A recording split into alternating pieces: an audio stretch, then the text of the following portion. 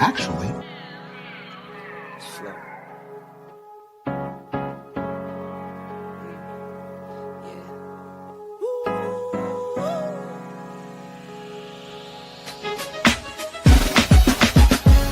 Yeah, I'm watching the rise, and I wouldn't say I'm shocked, cause I'm hardly surprised. This one's for the ride, this one's for who knew I'd make it, just needed some time. This one's for my wife, could've left 1,000 times just about my side. This one's for the grind, I knew it would happen, just had the strength in my mind. It's the Travel OG, and welcome to the Black Manosphere Conclave 5.0!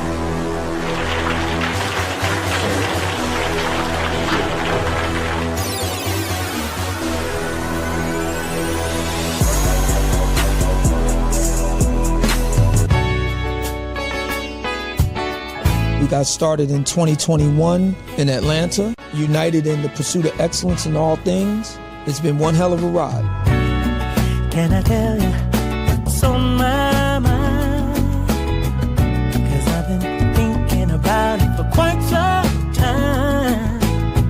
Hey, can you give me a moment to declare my love? Can I tell you what's on my mind? We're now focusing more on opportunities for men, in particular passport bros. Guys who go abroad, they want to have a different lifestyle, they want to have a different achievement abroad. Oh yeah, there's without a doubt the narrative has changed for us greatly. I just finished speaking and having a chance to tell individuals about how to live the American dream outside of America. And I was here to help so many men when it comes to understanding what they need to do in order to relocate. With the political climate, things that are happening worldwide, guess what? Nobody's coming to save us. So it is indicative that we all bound together, tighten up like a fist, and strike a mighty blow against everything that's fighting to stop us, man. It's nothing but good, positive people, good, positive energy with one goal in mind, and that is to make money, get the hell out the Matrix, and enjoy your life. You dig? So shout out to all of y'all. Theme music.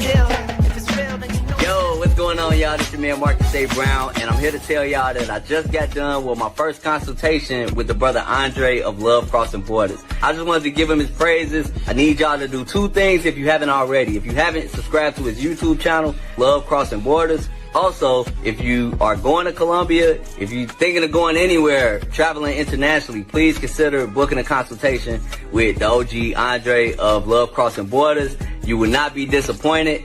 And y'all, get in tune with him if you haven't already. Tell him MAB sent you. Peace. Where are all the black men? And I'm not talking about the scammers, the drug dealers, the robbers, and the crooks. well, actually,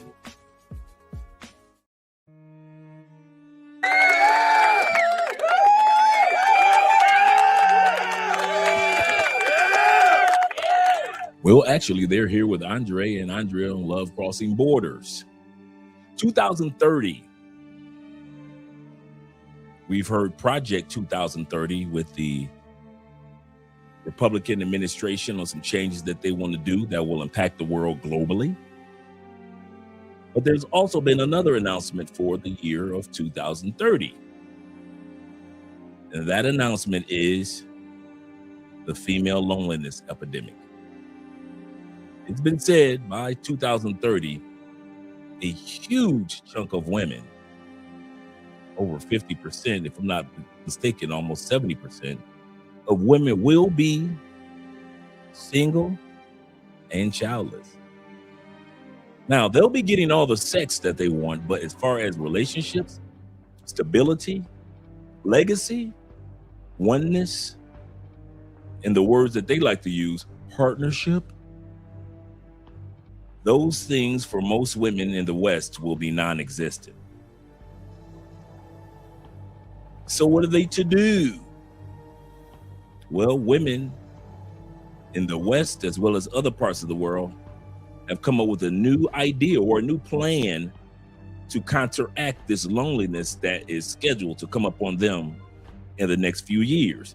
They've decided to become share bears. Yes, many women around the world are now realizing if I want to have a good man, and there are not that many good men go around and we're all basically attracted to only 20% of men on the planet, well, it begs the reason that women are saying, why don't we just share?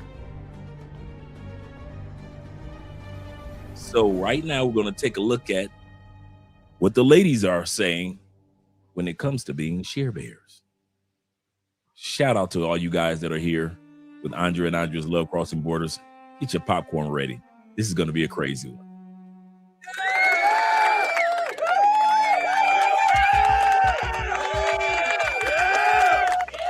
This is going to be a crazy one. These women realize that they're going to have to share you men. All you got to be, I'm telling you guys, in the next few years, all you got to be is a good man globally. And you're going to be able to share. It used to be a time where only the toxic men were the ones that the women are willing to share with. The hood guys, the bad boys. Now, it's the good men, the quality men, the successful men who have the ability to not have one woman, not just have two women, but have 3 or 4 women, if you like, that are all in agreement with whatever program that you want to put them on. These women now are getting to the point they have no problem with being share bears. No problem with being share bears. Shout out to all you guys that are here. Let's get started with the salutes with our brother Ahmad Milner in the building, numero uno. Glad to see that you guys are here. Thank you guys once again in advance for supporting the channel by way of PayPal, Cash App, Super Chats, and Bitcoin. We got a countdown coming up with the Petronio Alvarez Festival here in Cali, Colombia. So if you guys plan on being in Cali or in Colombia in general, in the next few weeks, we're going to be doing a video introducing some of you guys to the Petronio Alvarez Festival who's never been here. So that's tomorrow's topic. We're going to show you how the celebration goes, all the free concerts. How is it that 600,000 people come to this city every year? How good is the food? How beautiful are the ladies?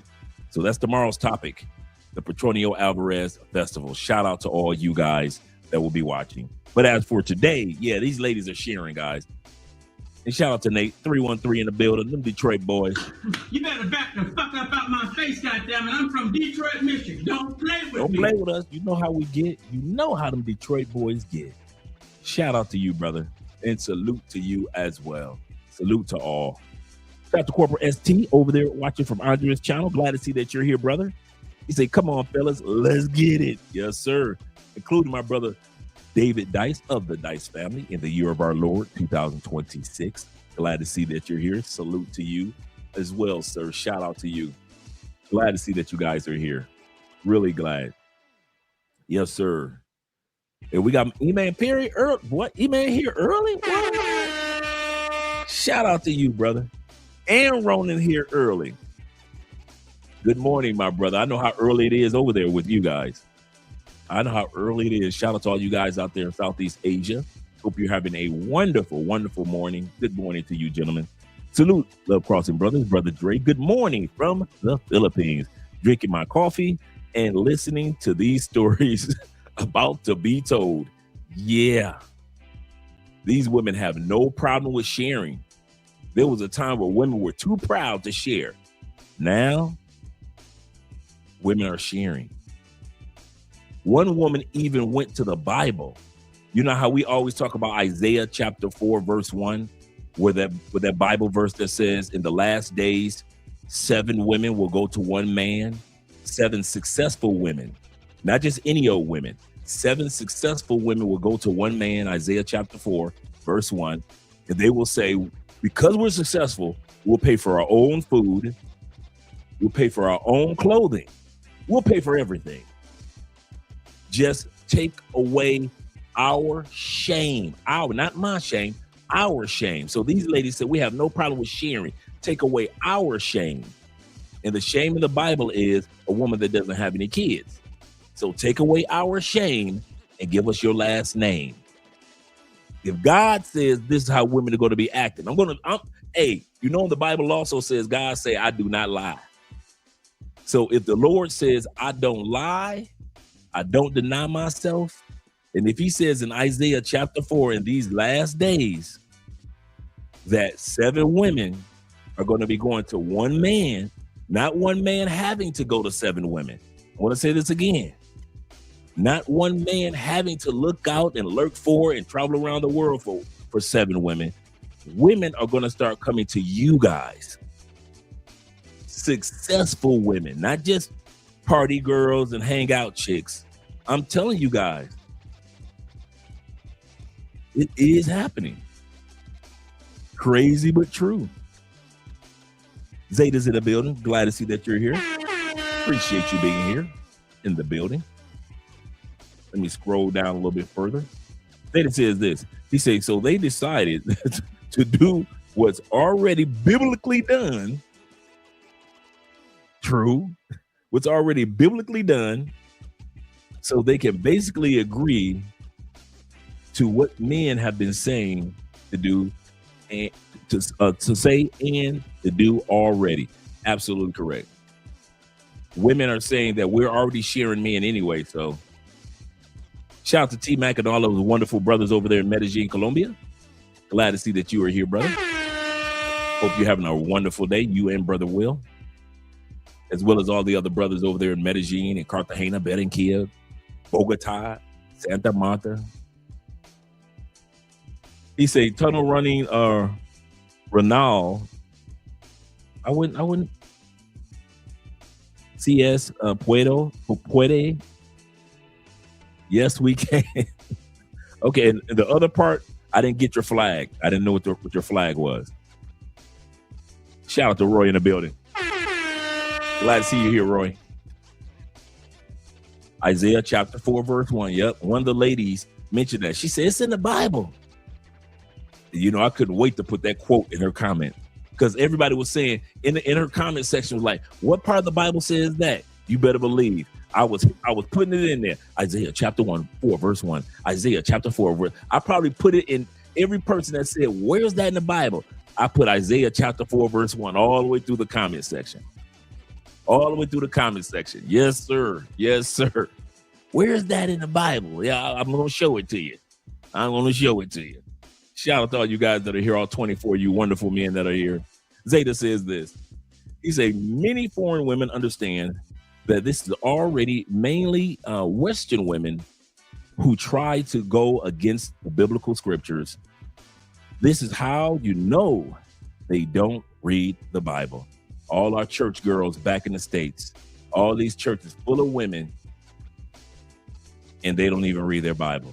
Because if they had read their Bible, they would have known about Isaiah chapter 4, verse 1.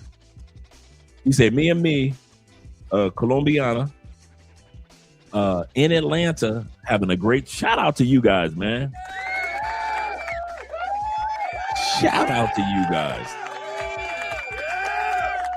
Yes, sir. That's how it's supposed to be. Enjoying yourself with your wonderful Colombiana. I'm not mad at you, brother. I am not mad at you. So once again, let me I guess I'm going to get ready to get started, because we only have 28 in the building right now, but I know a lot more guys will be coming down the turnpike. But yeah, guys, listen, let's get ready to get started with the video. It is, I don't know what to say about it. If it's God's plan, who am I to get in the way of it? But these women are starting to realize we all are attracted to the same man. The ladies are saying they're all attracted to the same type of man globally. They have an archetype, a prototype, if you will. And so a lot of women are saying, you know what? Since we like this particular type of good guy, let's share. And men are letting women know, if you want to be with that type of man, cool, but be ready to share. If you want to be with certain men in Medellin, ladies, Colombian women realize the more successful a man is, the more I might have to share.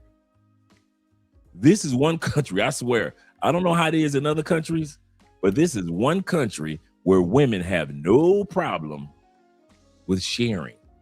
if you do it respectfully. Now, if you throw it up in her face, that's why I got another woman. I don't need you. No woman wants to be attacked with the fact that you have other women. But if you're straightforward with the ladies here, I swear, bruh, they have no problem with playing their role. It's the craziest thing, bruh. It's the craziest thing, but it is what it is here. Shout out to my brother, Dale One B in the building, Mr. Justin. Glad to see you're here. The gifted one, gifting the membership. Appreciate you, brother. Hope you're having a great evening. Iman says this. He says they don't read anything. They don't read anything. He said they just quote stuff that they hear on the internet and the streets, i.e. the streets, the internet streets. Brother Chappelle Chalupe is in the building. He said you're early than normal, about an extra 20, 25 minutes. Yep. This is true. Shout out to my Uncle Jeffrey, the czar himself, Czar Ghostface in the building. He said, what up, though, Dre? And my chat brothers, 56 wise. Oh, shoot, Jeffrey birthday today? It is. Oh, my God, Jay, I should have called you. My bad. 56. Shout out to you, man. Looking good, brother. You're looking good. 56. Andrea's mom's birthday was yesterday, and she turned 56. So you and Andrea's mom are the same age. She just turned 56. And in Colombia, women retire at 58. So she got 2 more years before retirement. Yep. Men retire at 60 in Colombia, and women retire at 58 and, get your pension and Social Security, stuff like that. Retire at 58. He said, you have it right. He said, brother, my Colombians is here cooking every day for me. I know she is. Feed you well, brother. I know she is. Yeah, same day. She's the same age as you are, Jay. Same age as you are. Yes, sir. Happy birthday to Jeffrey. Yes, sir. Hitting that 56. Yes, sir. He said, I was told this weekend, Bogota, that it was okay if I saw other women, not just my ex. Yeah, bruh. It's true. It's true in Colombia. If you got a side chick and a girlfriend, as long as you're not disrespectful, they cool. They cool. He said, my bad, Dre. He said, I meant to say the Bible doesn't say what the Bible doesn't say. I got you. I caught you on that one. Yes, sir. Happy birthday to Jeffrey once again. Yes, sir. Shout out to Jeffrey. Good to see you. Good to see you. Yes, sir. And Zeta says, he said, in Colombia, they'll let you have an, yeah.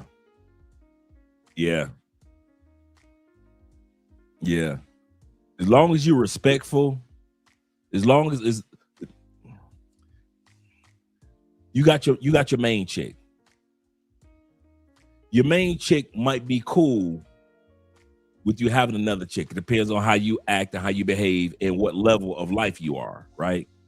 Now, if you're a broke dude or you're a pookie behavior, you bringing trouble to the table. Now, you meet a side chick. In the States, you taking your ring off, right? In the States, you doing this. See how I did that? See how easy that was? You say how often I did that in the States, right? You see how easy I slipped that ring right back on? And then when I see another hottie, I just go ahead and just slip that ring right back off. Bam. Put it right on the thumb. I talk to the shorty, blah, blah, blah, blah. I get her number. Done hollering at her. Okay, cool. She don't see no ring. Bam. I take the finger, put the ring right back on the finger. Bam. You see how many times I've done that? Hundreds of times throughout my last marriage. Hundreds. That's why I have it down to a science. Bam. See how that ring disappeared? Sad but true. Okay, sad but true. So here you ain't got to do that. You ain't got to do none of that. Like 80% of dudes that's married in Colombia don't wear their ring anyway, because a lot of times robberies happen. So Colombian men just stop wearing their gold ring. A lot of times Colombian men will have their ring, but they don't wear it. Not because they're out there cheating, but because a lot of times, like Andrea's dad, they've stolen 2 of his rings. So he's like, man, I'm not to buy another ring. I'm about to go through that. So, but you ain't got to do this. And I'm telling you, the next chick will be like, okay, you got a wife or you got a girlfriend. Okay, I'm cool with that. As long as she ain't in my face, cool.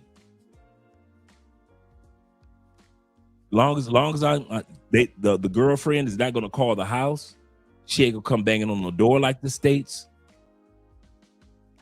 She ain't talking about no, I want to see Earl. She ain't doing all that. Ding dong, ding dong. No. The only time that happens in Colombia is that you sit up there and you lie to all the women involved. And then one of the women all of a sudden pop up, ding dong, and now you in trouble because you lied. There's a country where you don't got to lie, bro. You do not have to lie. Zeta said, he said that man may not want them, which will be ironic part when nowhere in the Bible does it say that a man will necessarily accept those women. That's a good point. So even though those 7 women in Isaiah chapter 4, verse 1 come and ask a man to be their man, it doesn't mean that a man is going to accept them. That's absolutely correct, brother. That's an excellent point. That's an excellent point. Shout out to Kitty Peoples in the building. Glad to see that you're here, Ken. And once again, happy birthday to Jeffrey, representing in the building, Mr. 56 himself. Say it ain't so, Dre. Say it isn't so. Sharing abroad or broads? Yeah. Yeah, man. Happy birthday to Jay. He said, you got skinny fingers. You got skinny fingers right hand. No. My fingers aren't really skinny like that. I'm just not a big boy. And this is the other part. Remember, this hand is for the marriage with Andrea. Remember, I used to be 300. So I had a ring. I was a big boy with big hands, and I still was rolling that ring off the finger. It's a craft, my friend. It's a craft. And when you're a big boy with big fingers, you still can do it too, because you're going to have a big ring. So you're going to have a big ring too. He said, good topic, no popcorn. Damn. Shout out to Ronan. Ronan says, he said that ring is magnetic to the women in America. That's true too.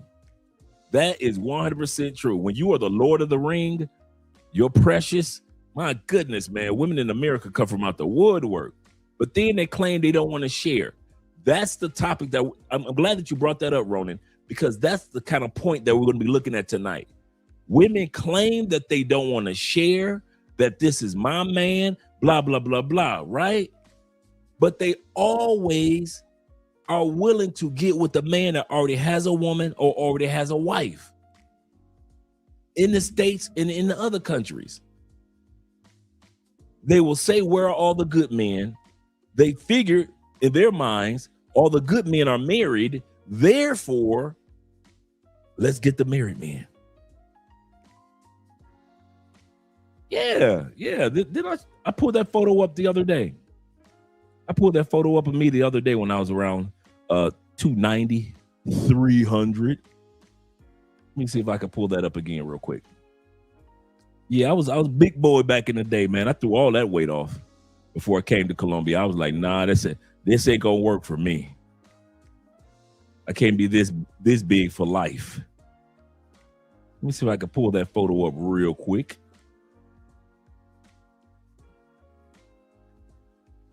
Yep.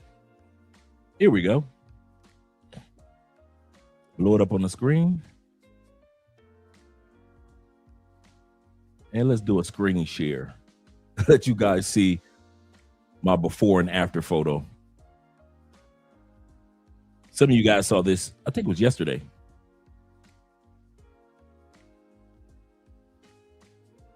There we go.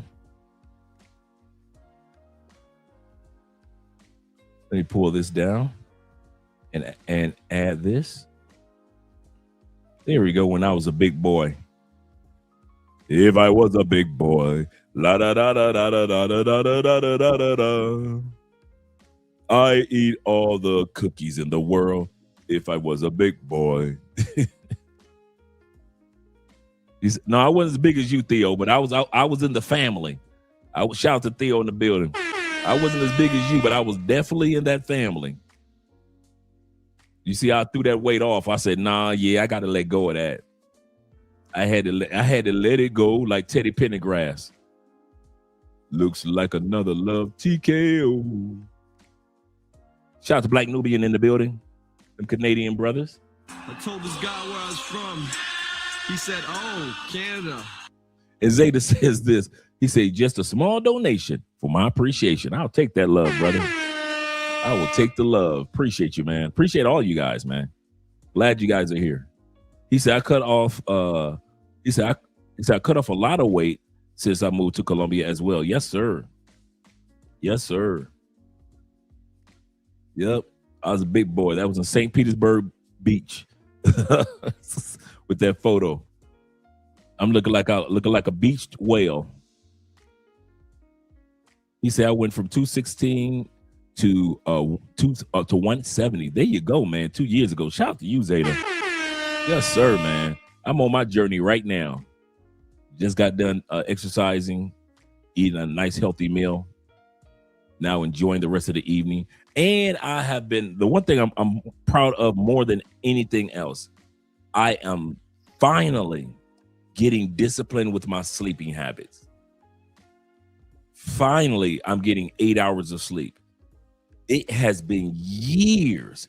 It's gotta be 15, 20 years since I've gotten 8 hours of sleep. I'm usually a 4 hour, 3 hour, but I'm getting older. I can't be dancing with this 4 hour, 3 hour, 5 hour sleep thing. And so I'm finally, this is my third day in a row. I've been consistent. It's only been 3 days. But I gotta say, it's been a game changer. It has been a game changer. Yes, sir. Shout out to you, brother. He said, what's happening, coach? And everybody. Glad to see that you're here, T-Pat. Yep. But let's get to the video. Let's get back to the video. Let me remove me and add the video up. The men that don't stop. Where are we finding them? Someone tell me where I can find a decent, loyal, funny, good-looking guy around here? I'm convinced that it ain't no motherfucking men out here anymore. It's just with balls. Where have all the good men gone? Where are all the men? Where can I find a good man? Where can I find a man? Where are all the men? Where are the men at? Where are the men that are going to open the car door? Where are the men at that are going to provide and protect? Like, women have ruined this for us. Where do I find y'all? Do you ever think that they might be sick and tired of having half their stuff taken from them if you're not happy? Did you ever think that they don't like being accused of being abusive because, I don't know, they said, I don't like this, or you shouldn't do that, or maybe they got angry? Where are all the good men that still respect women to understand that they don't deserve to be played with, lied to, and manipulated? All the good men got played, so now all they do is just work, scroll TikTok, chill, and ignore people. I'm genuinely curious. That's a good way of putting it, Theo. All the good men are in her 20s. Go back to your 20s, ladies. Curious why y'all are saying no to marriage. Like, I just want to know. The good men are the ones that have put in so much effort and had women trash them for putting in the effort. They've had women take advantage of them because they want to be a gentleman. They want to open the doors. They want to pay for your dinner. And you just expect that is supposed to happen. The idea that you should have multiple men pandering after you just to see which one is the best is atrocious. I can't believe that I'm 28 years old and I have nothing to show for it. Nothing. What the fuck have I done? My entire life. What I personally found out in my lifetime is the fact that women are absolutely very willing to share a man if he's the kind of man they really want. I mean, you will be so shocked and surprised at how many women out there are more than willing to accept the fact that that man that comes down and lays with them at the end of the night is actively out there entertaining and possibly smashing other women, as long as it does not come back to them.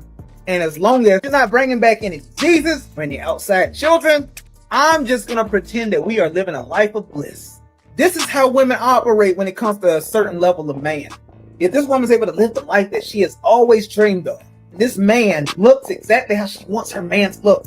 If he's checking off all the boxes as far as all the things that she's always wanted out of a man, yes, absolutely. That man can generally get away with murder. He can generally do whatever the fuck he wants to do in regards to a woman. He can always come back, or he can always come home, so to speak. So I heard that you like my man, and I'm here to tell you, girl, just share him. Just share him. We can share him. It's not a problem. It's no problem. I share. There's a lot to go around. Women are not understanding that it's okay to share. It does. Here's to the me, part. he doesn't love. Here's the part that a lot of men aren't understanding. Depending on how you carry yourself, it's not just getting women to share. It's also, there are women that are your type that are willing to share. There are some very attractive women that have no problem with sharing. And I'm not talking, once again, y'all know this channel. I'm not talking about you dudes with the party girls. I'm not talking about pay for play. So don't think, yeah, if I come on my, no, I'm not talking about them. I'm talking about your main chick is attractive. Your side chick, your girlfriend on the side is attractive. And your mistress is attractive. I'm not saying what, like in the States, you get caught cheating with that fat chick. F you and your fat girl, right? That's how they always say in the States. Not in other countries. In Brazil, you can have you a side chick that look just as fine, if not better, than your main chick, and that side chick is not gonna say nothing. She ain't never, dude. You can walk down the street in Colombia with your wedding ring on, with your girlfriend. I see it all the time. I talk to dudes all the time. The girlfriend plays her position. Have I had women approach me? Yes, I have. I've shared stories with you guys of women that were married approaching me, women that weren't married approaching me. So I kid you not, man. And I couldn't even imagine once I get this body right. Oh my God, bruh. I'm gonna have to beat him off with a stick. Shout out to Digital Nomad being in the building. Appreciate you being here, brother. With the $2 love. He said, love your content. Appreciate you loving the content, brother. Really do. Really do, man. I try to keep men encouraged. Keep us encouraged. T-Mac says this. He said the most generous women, or the most generous woman that I've ever met was this wealthy Colombian woman that I met in Texas many years ago. She was trying to buy my kids full-size video games. She was beautiful as well. Yes.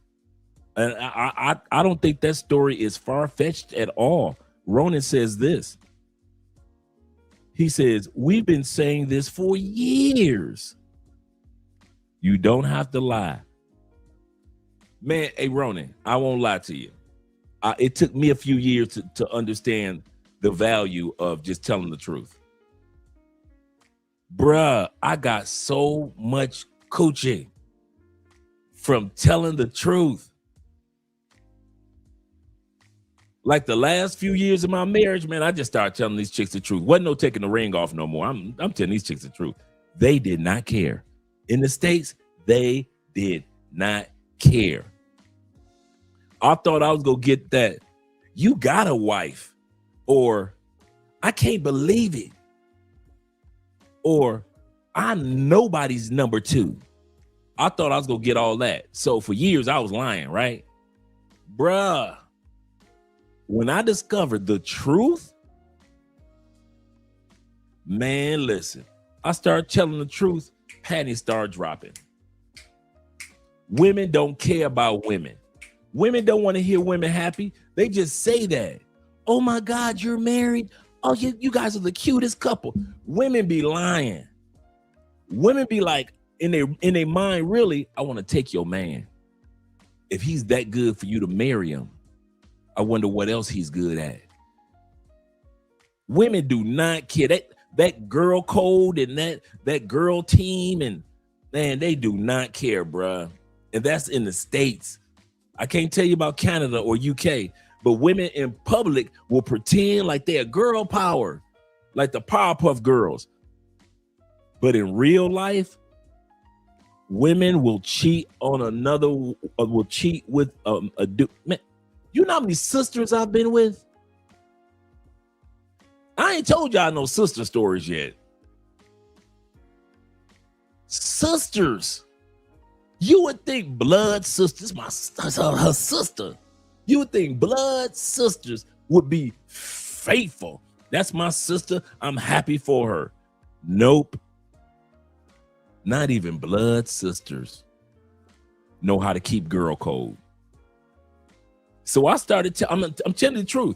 When I discovered that girl code was fake and I could tell women the truth and they would still give me the panties, I stopped lying. I stopped taking off my ring. I would easily say, now I said last four years.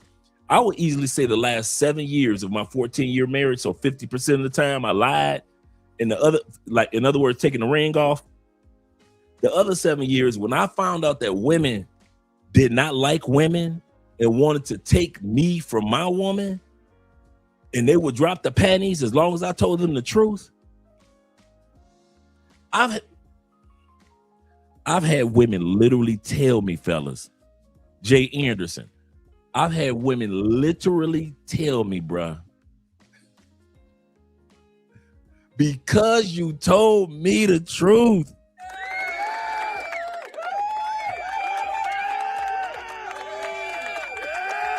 African Wolf, they would drop the panties because I told the truth.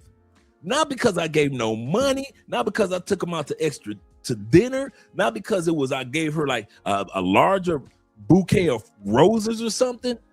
Dude, they would drop the panties just because I told the truth. That kaboom, that blew me away. Like, what? You mean I've been lying? You mean I've been lying for 7 years of my marriage? You mean I could have just told y'all the truth the whole 14 years of the marriage? Y'all was gonna still give me the coochie anyway?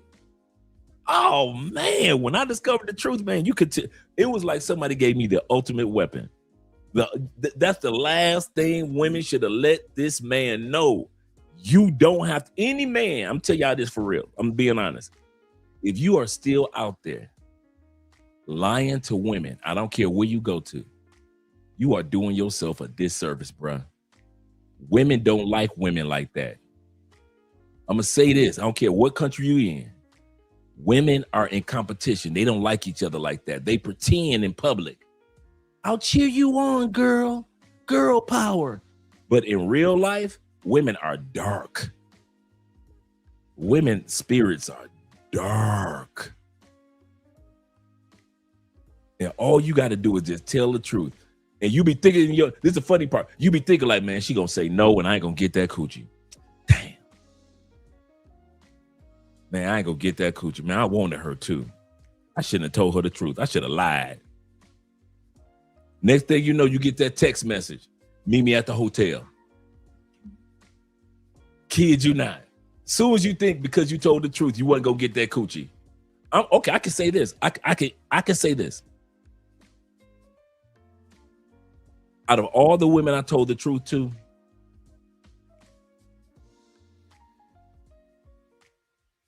I gotta be honest. I can't think of one that didn't give me the pussy.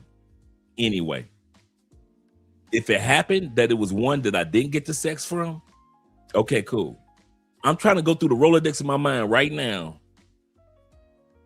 Bruh, I can't think of one that did not drop her panties anyway when I said I was married.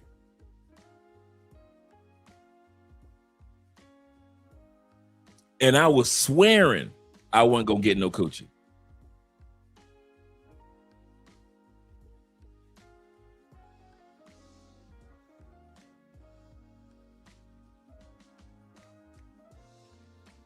Gotta be honest.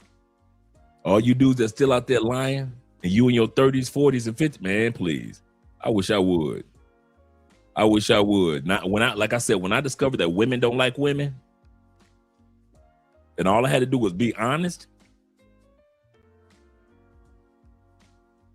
He said, Dre, if anything, I'm too honest.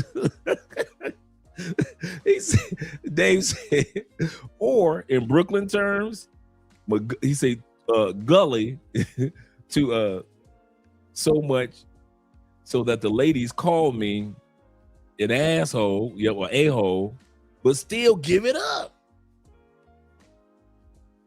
Still give it up to me. Just shaking my head. Bruh, I kid you not, I had some that I was disappointed in. I'm gonna be honest. I've had women that gave me the coochie. I was like, dang, I thought you was honorable too. I thought you was a respectful woman. You gave me the coochie after I told you I was married. You didn't even put up a fight. Dang. Yeah, some women will give you the coochie, but you still be looking at them like, you trash. You trash. I'm cheating, but you trash. Ronan says, yes, exactly. Because you told me the truth. I never understood that one. Because you told me the truth. I don't know why I'm doing. Here's the number 2 one. I don't know why I'm about to do this. And they will drop their panties anyway. I know you married. I don't know why I'm about to do this. I don't know why I'm about to suck you. I don't know why I'm gonna let you between my legs. What do you mean you don't know why? You know why? Because you want your boy. You want your boy, baby. I never understood when they said, I don't know why I'm doing this. I must be drunk. You ain't drunk. It is 3:15 in the afternoon. You ain't had nothing to drink. You want your boy. He said, if I hadn't heard that so many times, I know, right? Because you told me the truth. It's kind of like they outs, like they looking for an out. Well, because you were honest, it doesn't make me look like a bad woman. It just makes you look like a cheater. I don't know what goes through their mind, but hey, as long as you dropping them panties, I'm cool with that. Isaiah in the building says this. He said, lie until their last breath. Girl code is not real. That's true. That is so true, brother. Girl code is not real, man. Not real at all. I kid you not. I wish I could put it any other way. Shout out to Mr. JB in the building. Representing. He say Dre is Scott. Shout out to Scott. Representing. Glad to see that you're here, man. Your email. Here we go. Hold on, Scott. Give me a second. Let me get the email banner to you. There you go. There you go, Scott. Hope you're having a great day. Shoot me an email real quick when you get a chance. And that's for anybody, you know. You need to shoot me an email about something. That's my email. Spence 2011. Let's go back. Zeta said, oh yeah. He said, I've told women that I've had a chick and they were all game to drop them draws. Women do not like each other. Just makes it much. I know. So I'm telling you guys, when you go into other countries, it's not just the States. All you got to do is be honest with women, bruh. That'll keep down a lot of drama. How many times have you seen a chick get mad? She wasn't mad because you had a wife or a girlfriend. She was mad because you lied about it. I wasn't mad because you had a woman, Nick. I was mad because you lied about it. And for years, I didn't believe him. I'm like, girl, whatever. If I'd have told you that I had a woman, you wouldn't give me a time of day. This is what I thought. The truth be told, if I wouldn't have lied, I would have still been getting that coochie. If I wouldn't have lied. Yep. The fastest way you're going to lose a good side chick is lying to her. I didn't care about you having a wife. I'm not tripping on that. I'm tripping on the fact that you looked me right in my face and you lied about it.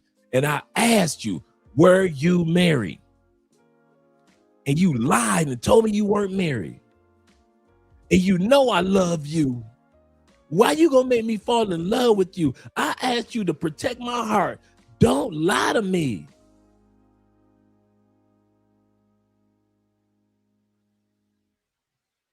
I remember one chick I did like, man. That was, you know what? Now I remember. The last time I ever lied to a woman. The last time I lied to a woman about having somebody. I was smashing this fine nurse. Freaky. She loved your boy. I mean, she was in love. And she told me in the beginning, she said, Dre, and she was a crier. One of them chicks that cried during sex. She was a crier. So you're getting the orgasms. She doing all the freaky stuff.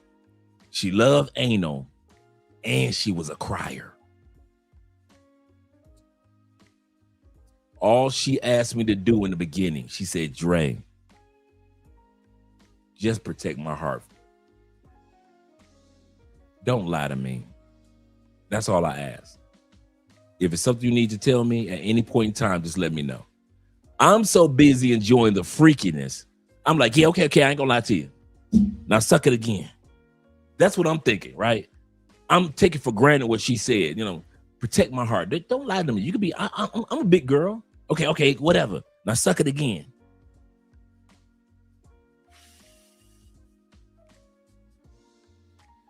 She had already told me too.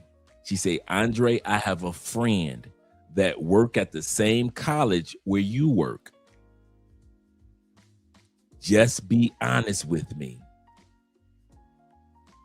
Okay, whatever. Now bend over. I want to put it back in your booty. Bend over. She's giving me leeway to be honest and to keep her. So if I'm honest, I can keep her. But here I go. I'm still lying. I don't know what you're talking about, girl. I called her one day and she just said everything. Your wife's name is this. You do this.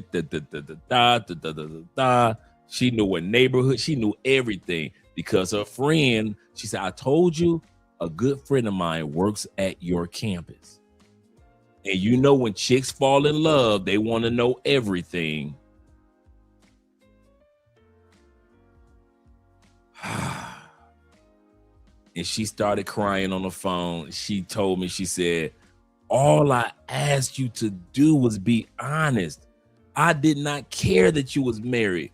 I'm mad because you lied.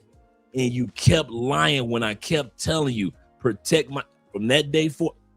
Not one other chick got lied to. Everybody got the truth. I didn't care if I got the coochie or not. And the funny part is nobody denied it. Nobody didn't give me the coochie because I was honest.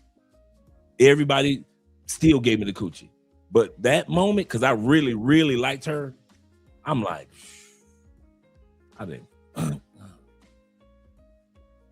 So she hurt and I'm hurt. And I got to go home to my wife hurt. You know how you got your sad chick that hurt your feelings so bad, your wife can tell something going on. You all right? I'm fine. Did you eat today? No, I wasn't hungry. I wasn't hungry at all today. Well, talk to me. I don't feel like talking. You want to pray about it? No, I've already talked to Jesus. You just taking it all out on your wife. Your sad chick that hurt your feelings so bad. I just want to go to bed. I'm going to take a shower and go to bed. I'm sleepy. My heart was hurting.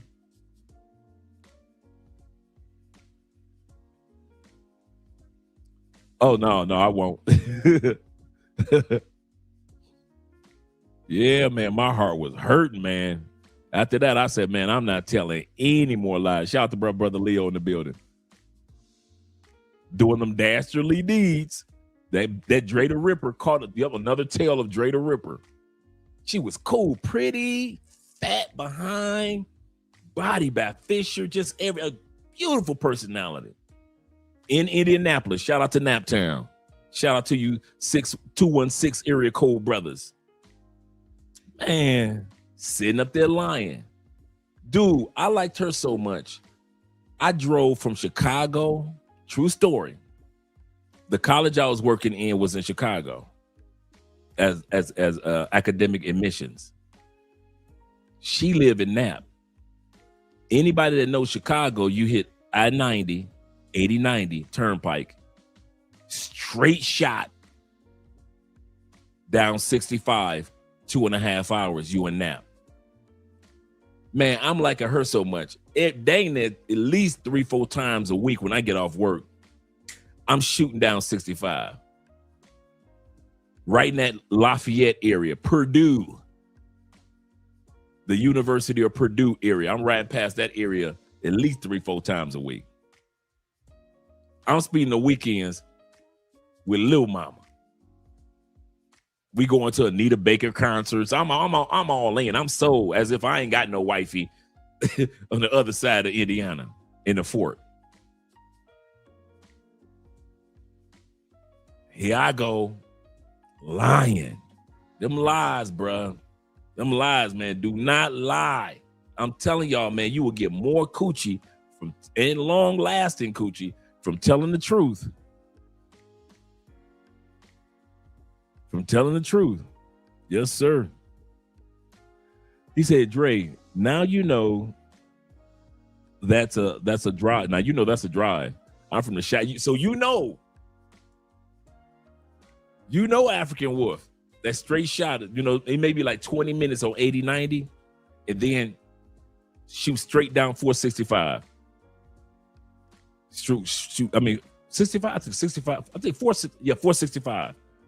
Lafayette, no, 65, because 465 is from Fort Wayne to Indianapolis on the other side, on the eastern side of Indiana. But on the western side, the Purdue Boilermaker area is straight down 65. I kid you not. I get off work at like 5. I'm at her crib about 7:30, 8 o'clock. Hey, African Wolf. So I'm flying down that freeway. Boom. Boom. Damn the speeding tickets. Speeding tickets be damned. Speeding tickets be damned. I'm flying. Yes, sir. Yeah, I had to be flying.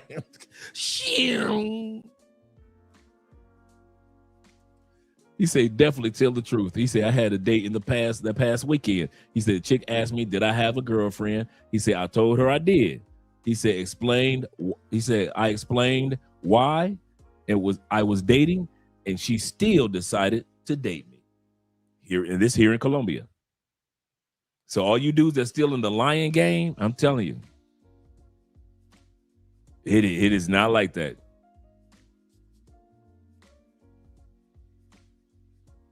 Let's get started. Get back to the video. He said every time in Colombia, he said, I told a Colombian woman that I had a girlfriend. They always thanked me, but wanted to date me because they trusted the trust. Because you told the truth. They do trust.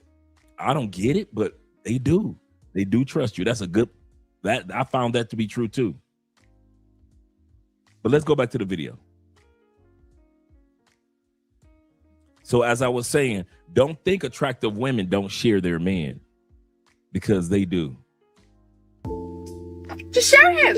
We can share him. It's not a problem. It's no problem. I share.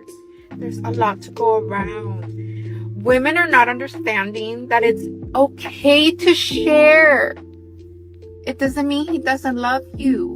It doesn't mean he doesn't love me or that we are not enough. He wants to have all the cakes in the world. You love him? Give him the cakes, girl. Just share him. Girl, just share him. It's okay. Why fight? We don't have to fight. You said 65% are on the lower vibration. They are. So that means what? There's 35% of good men. So why aren't we sharing men? Yeah, I'm gonna have to bring it there. When are black women gonna recognize that if we want a good man, we might have to share a good man? I ain't nobody with that. But you already shared before. Sharing men is only necessary if that's what resonates with your spirit. Bullshit. You see how they're lying to themselves, El Monte? You see how they lying? The one sister is being honest. Girl code be damned.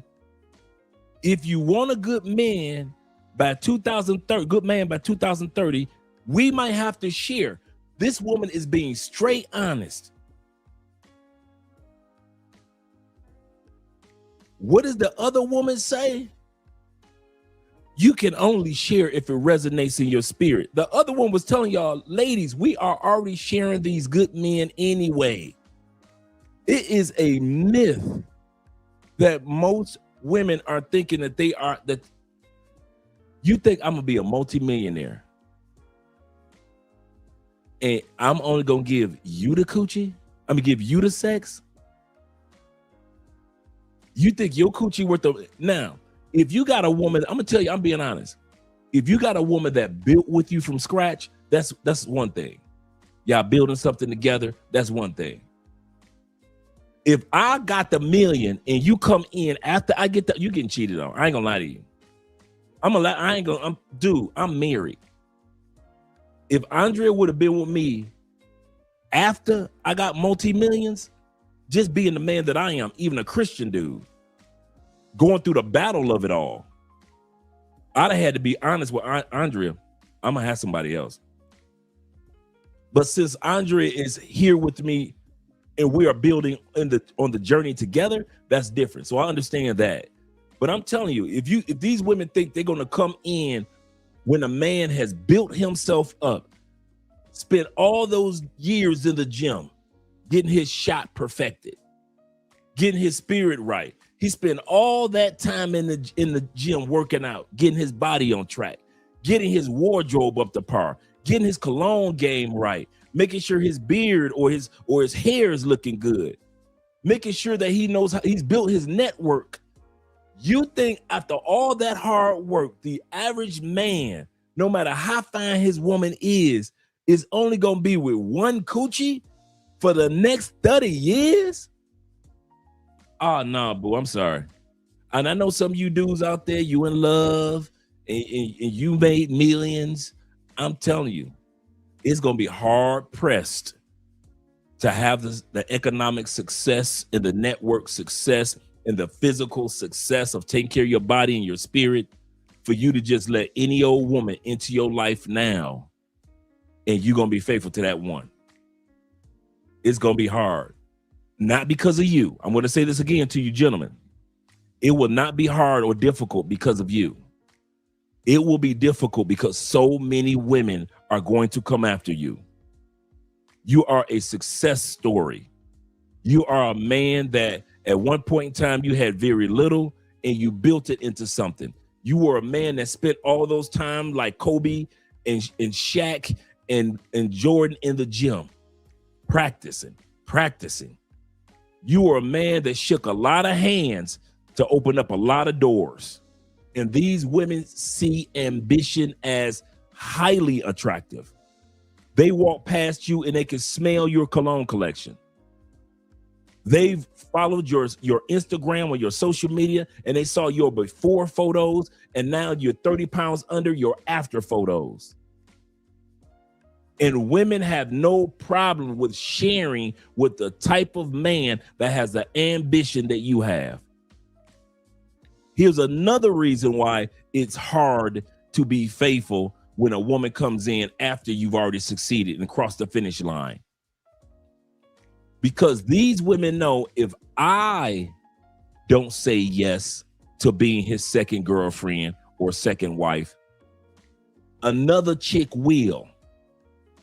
If I say I don't mess with a man that got a woman, I want my own, cool. I'll get with your sister. I can get with your mama. Is your auntie available that look just like you? Women know, whether they want to admit it or not, this is a competition.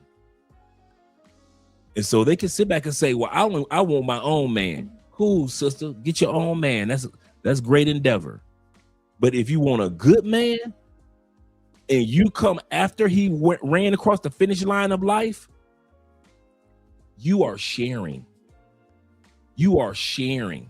So you might as well put down that rule. Don't put it in my face. Don't put it in my family face. Don't bring no diseases to the house. Don't bring no kids to the house. You'd be better off telling a successful man that than to try to tell a successful man, you only supposed to be with me. Can it happen? Yes. Is it hard pressed? Yes. It's hard pressed. So a lot of these women don't want to go through the journey with you guys. They want to meet you at the finish line. Okay, meeting a man at the finish line comes with a price.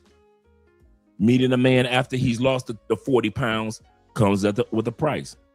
Meeting a man after he's graduated Theo's classes, he's gotten hired, he's traveling the world. Meeting him after getting all his certifications, all that studying he's been doing, all the late night classes, all the tutoring he's been doing, all the time when he told himself, I do not understand AI, I don't understand cloud engineering, I don't understand Terraform, I don't know what a WAF is. Now he knows all this stuff. And you think this man's supposed to be dedicated to you after he gets hired and he's making six figures. You didn't want to be with him while he was going through the journey. But all of a sudden, here all y'all come afterwards. Oh, y'all getting cheated on. Y'all getting cheated on. Ain't no way in hell you can expect that man to make that type of money, live in Brazil, and then he's also going to Thailand in DR. He's got a woman in each one of them cities or countries. Because most women don't want to go through the struggle or the journey along with us men. They want to meet us at the finish line. But that comes with a price. That comes with the price. Shout out to Chris being in the building. Chris says precisely. Yeah, shout out to the official one here. Kobe representing. The African Wolf says, Dre, is brothers making 100K and 200K a year being shared by women? And the women have no problem doing that, especially the women that are making the 200 and 300K, 100K themselves. They don't have no problem with sharing. Attractive women, dude. If you look up the polygamy groups and on websites and on Facebook, those are very attractive women that have no problem sharing. Beautiful women have no problem understanding that if he can get me, he can get other women. that are just as attractive. Just as attractive. You say, will they have a boyfriend? Yep, that could be true. Salute to El Monte once again. The Pathfinder's in the building says this. He say, I'm single, and I be lying saying I have a girlfriend to lower their expectations. And they still don't care. And they still don't care, man. Shout out to Aries in the building.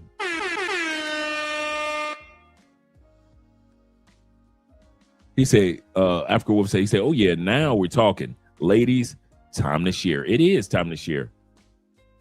It is time to share. Shout out to LJ once again, the Southern Vegan. Not because the percentage of men based on it's necessary that for the community. We have so many kids out here where we have a one man, he got 3 baby mamas, and he's still dealing with all 3 of them, and they all mad at each other. There's all this hostility, and instead of just coming together and saying, hey, we all dealing with the same man, let's just come together and work with it. CC. She making an excellent point. I don't know why they're on that panel lying to themselves. I don't know why those women in that crowd are lying. This woman is 100% correct. That man is still smashing all 3 baby mamas. So when women talking about, no, I won't do that, I won't share, you're sharing anyway.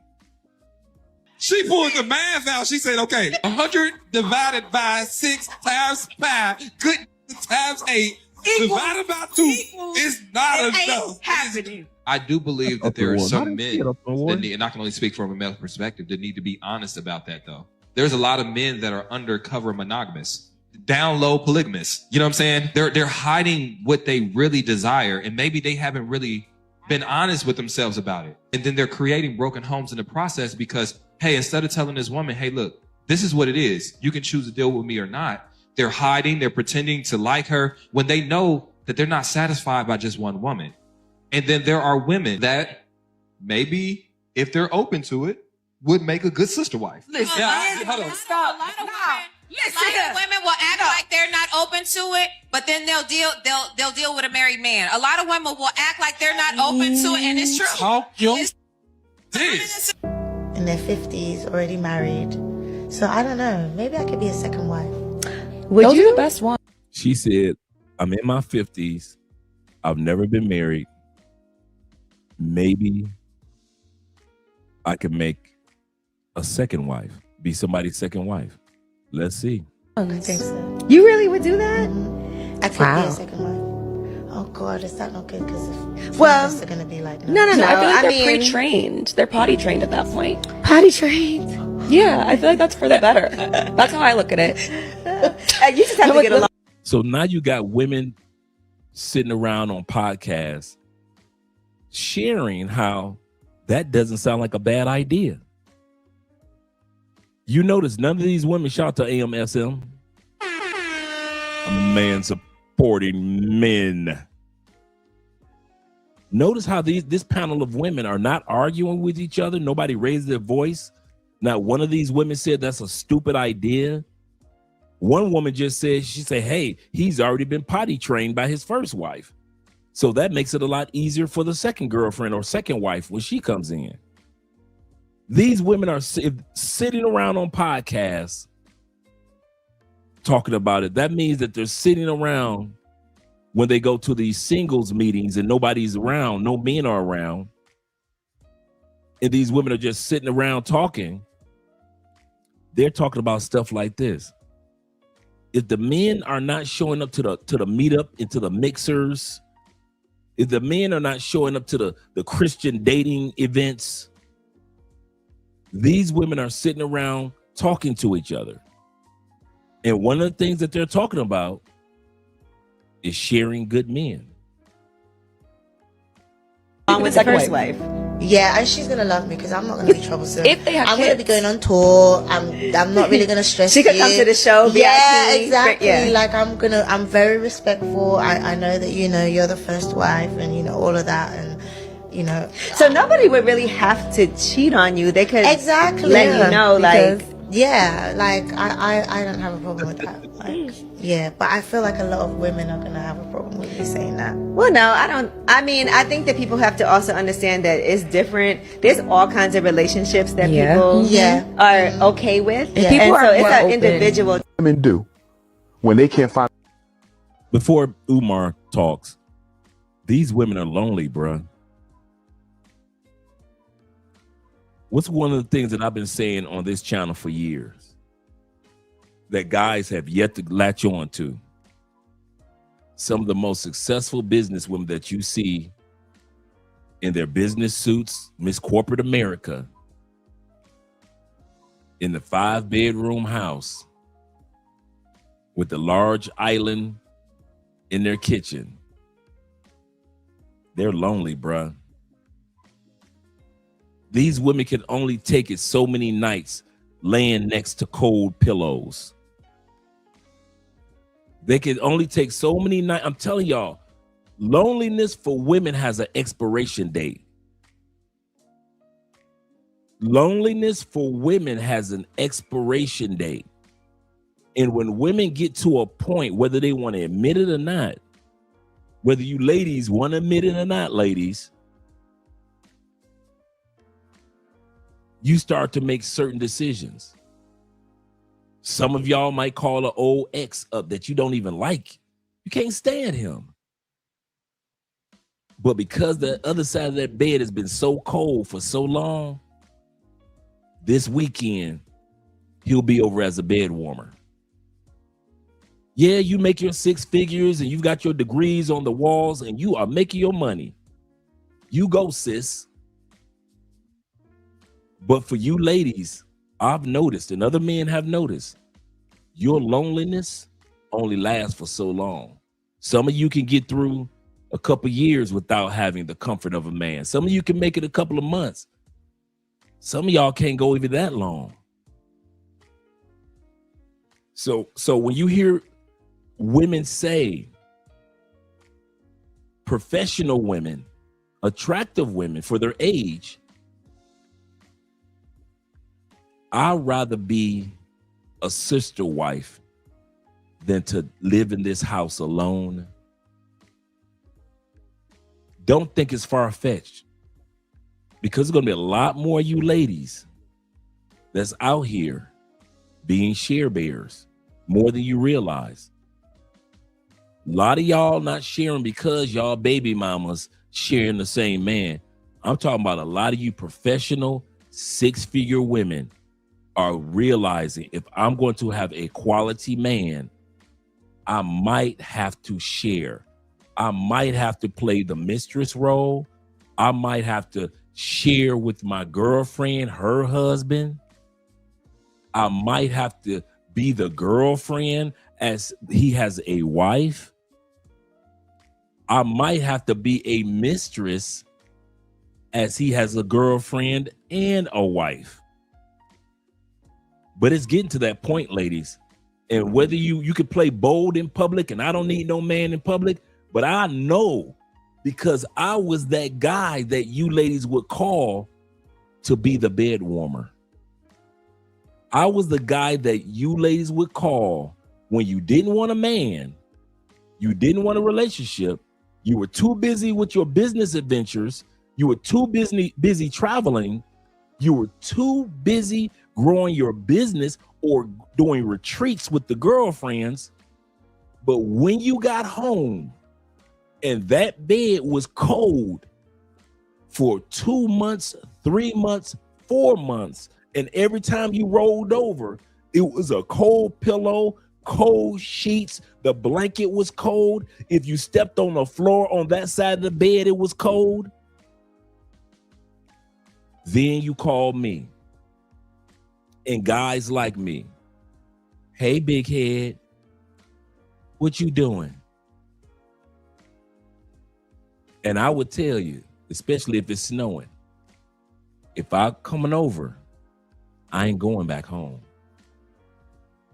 And you would tell me, what would you tell me, ladies? Ain't nobody said you had to go back home. And I'm not just talking about black women. I have had successful white women, successful Asian women, extremely successful Latin women, and all of y'all ladies are the same. When that side of the bed gets too cold, too long, loneliness has an expiration date for women. Men, God said man should not be alone. We already know that we don't need to be alone. So we don't be walking around bragging about being alone. That's you ladies that run around bragging about being alone. Men ain't no videos, men walking around talking about, I'm so happy I'm alone. No, men, we brag about we have peace alone. So if we have peace by ourselves, that's different than being lonely like a lot of you ladies are. And you can lie to yours. You can lie all over TikTok about not being lonely. Y'all still calling us at 12:15 at night once the kids fall asleep. Once them kids go to sleep, you know how many times y'all done open up that front door, that big, really nice front door for me? You know how many times I've rolled up to the front of your gated community and the security dude would call you and say you have a guest at the front gate, and you would say, let him in, and it's 1:13 in the morning, and I would pull up to your guest parking area. And I'm gonna tell you, sometimes I get lost going through your cul-de-sac area because I'm like, where's her house? She said it was this address, and I got to call you, baby. What'd you say your address was? Which house? Oh, I see it. I said, okay. I see you standing out front, looking good. And you be so happy that tonight, that side of the bed will no longer be cold. If only for one night. If only for one night, ladies. I've been there too many times. We all need each other, ladies. But y'all keep on telling them lies. Lie in public, but then y'all calling us at night.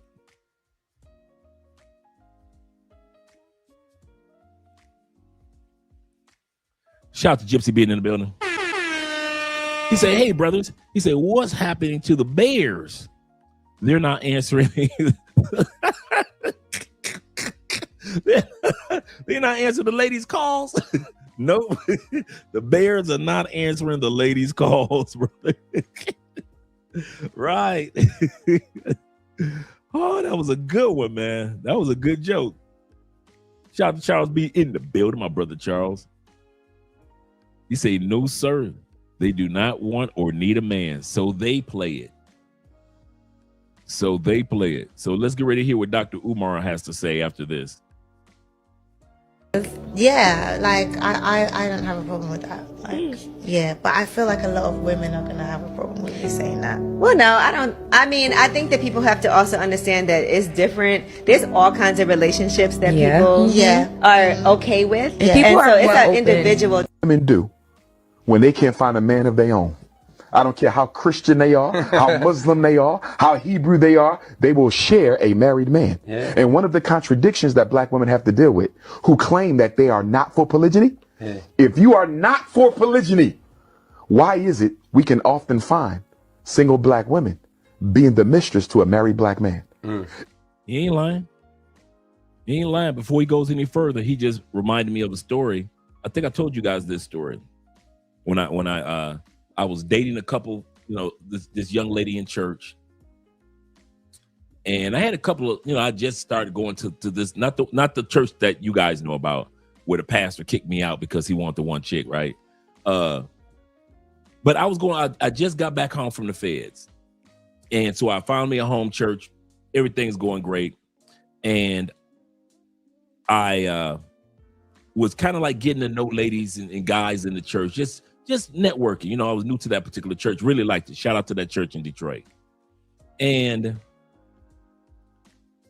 I remember one sister, and I told this story before. I remember one sister invited me to dinner. Excuse me. And I said, yeah, sister, shoot. Very attractive, professional. I forgot what her career was, but she was one of those like Miss AKA type of chicks, right? And she sat me down. We had dinner. We laughed, had a great time. And she was so professional. To this day, I have never had a woman this professional about what she wanted. She said, I don't want anything. Before I knew about Isaiah chapter 4, verse 1, she said, I don't want anything from you. I don't need anything from you. I have my own home, my own car, my own everything. She said, but I do not have my own man, and I'm not looking for you to be my man. She said, but I do need for you to come over periodically, at least 2-3 times a week, sex me down. Anytime we go out to dinner or to the movies, I will pay for everything. I'm telling y'all the truth. She was just so feminine, super feminine. It's very soft-spoken. She said, when we're in church, we do not have to go to church as a couple. Nobody has to know. We can still just come across as friends. The funny part was, she was the only one that came across like that. She was not the only woman in that church that came to me with a proposal like that. I'd only been in the church 2 weeks. Now, when I go to church, I kind of focus on networking and I focus on the Lord, right? I'm in church. I ain't focusing on you ladies. And I had some of the baddest chicks in the D walking up on me saying, right after church service, I will spread them for you, Brother Spence. Brother Spence, I will spread them for you. I had some sisters were like, you are my husband. I had a couple of them say, God told me. You know how the sisters in church back in the day used to be like, God told me that you gonna be my man. I had a couple of those. So Dr. Umar is right. Some of the most successful, attractive, feminine women that are religious, when that other side of the bed is cold, as much as they love the Lord, that Bible, it can't keep them warm. That Quran, the 48 laws of power. None of their Harlequin romance books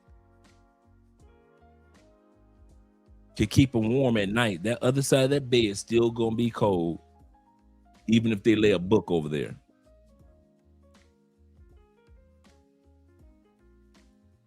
So many women get big dogs,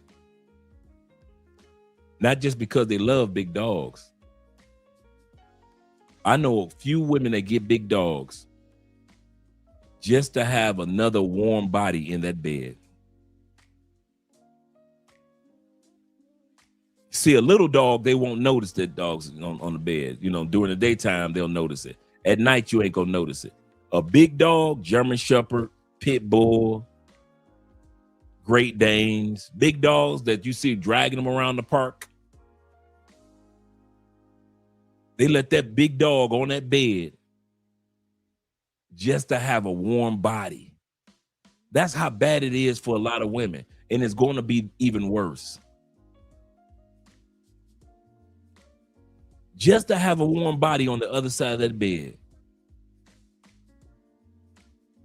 they would get a large dog. Sad but true. Sad but true.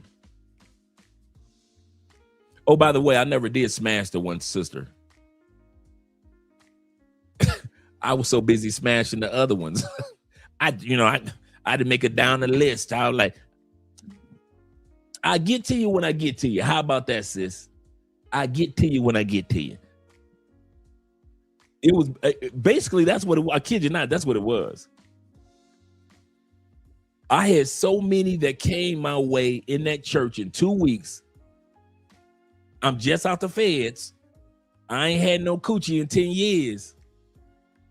So I got bodies after bodies after bodies coming after me. Detroit finest. So by the time she took me out to dinner, true story, by the time she took me out to dinner, I was like, I'll get to you. All right. We can do it next month on a Tuesday. Can you make it on a Tuesday next month? I wish I could put it another way. Yeah, I don't agree with Umar a lot of times, but this go around, yeah, he's correct. No matter what religion, they gonna pull out the Brother Spence. Yes, sir. They go, Brother Spence, can I talk to you for a minute?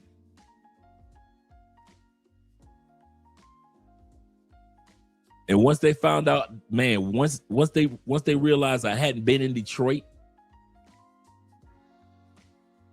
and they were like, wait a minute, so you ain't been with nobody here?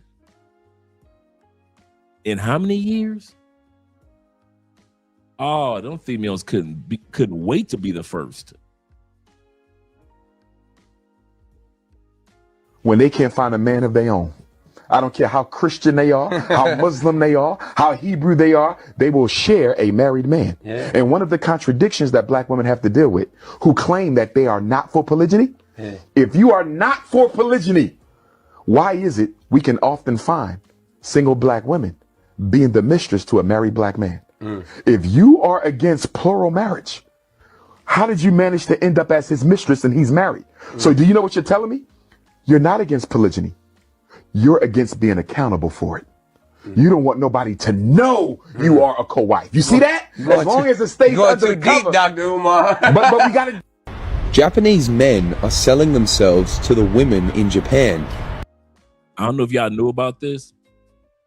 I told y'all it's global.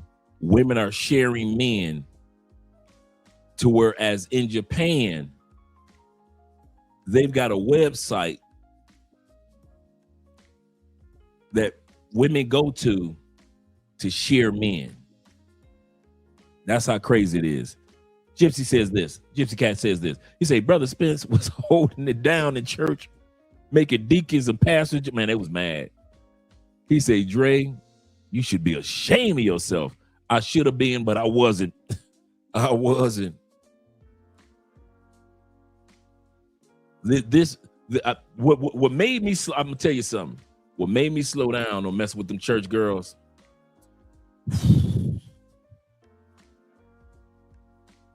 Okay, one of the sisters in the church, Brother Spence, what's up, sis? Tall, slim goody, right? What's up, sis? I'm having a few people come over to the house.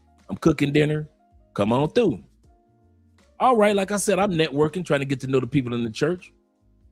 So came on through. Her meal, her cooking was excellent. All of us hanging out, having a good time. I ain't thinking about nothing. I ain't noticing people are leaving one at a time to where now it's just her and I. So now she pulls out the bottles of wine. Now, mind you, I'm just out the feds. I ain't drank in years. So just a glass of wine gonna have me like, right? So she pulls out the bottles of wine. We start to get intimate. Like I said, this was the last time I realized I don't need to be sneaking around with the church sisters. Like I said, body looking right. Took them clothes off.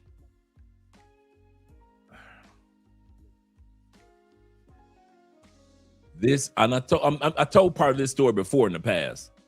This woman had hairy nipples. When I say hairy nipples, I'm talking about this microphone case was her nipple. Just imagine all this, and inside of it is just her nipple sticking out, and all this is hair. I don't know if I wanted to throw up. I don't know if I wanted to become a barber. I telling it, bruh, in the whole body, the face, she had the face card, all, you know, of course, all her own hair. She was 90s fine. This was 99. Nice behind. And I'm looking at nothing but 2 bushes and little nipples sticking.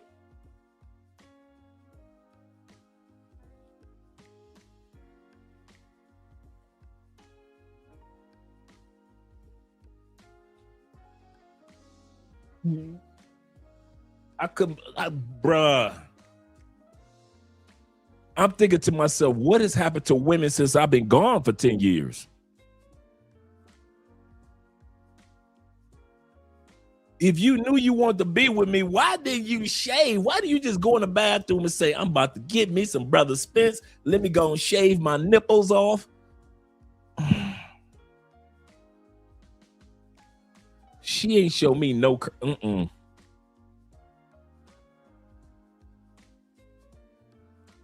I had to just bend her over and hit it. I was like, that butt looking right though. But I could not stop thinking about some nipples. So even when I had her bent over, true story, I'm half hard because all I'm thinking about is them hairy ass. I ain't never seen nothing like that in my life. It's like the nipples had their own eyelashes all around. Like the nipples had their own afro. I have never, it was the nastiest thing, bruh. Yeah. I said, Andre C, that's what you get. Keep running up in, you can't keep running up in these church girls. I say, Lord, I hear you, Lord. Lord, I hear you. I will no longer run up into these church girls. I think that was one of the last times I ran up in them church girls. I was like, if this is what's waiting for me on the other side of their clothes, I'll just stick to the corporate girls. So that's when I kid you not, that's when I started messing with corporate women. Because at that time period, I just got hired at Blue Cross Blue Shield, downtown Detroit. It was like 50 guys worked in a building of 300 women. So it was only 50 men in a gigantic corporate building, Blue Cross Blue Shield Insurance, headquarters in Detroit. About 300 women. So church girls, I was like, I shall not defile your church any longer, my Lord. I understand.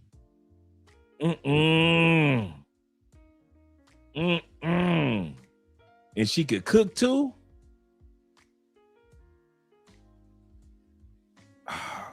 I could still see those nipples to this day, bro.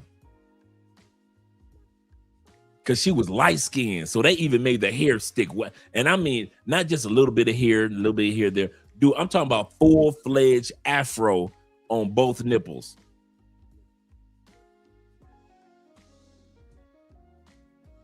I'm talking about some Ripley's, believe it or not, nipples.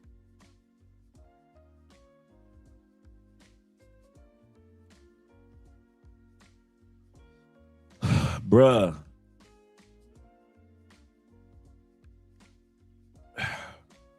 Don't act like I'm the only brother that came across some zoomorphic looking woman. Remember the one I told about the woman that had the hair going down her back all the way to her butt? Dude, it was like somebody just took artificial turf and slapped it on this woman's back. Her back had more hair than a lion's mane. And her whole, and it went all around her butt, all around her thigh, all of it.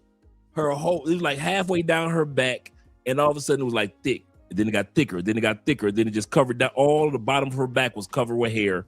And I'm talking about thick hair. Thicker than most men's. Going all around her butt, halfway down her thigh.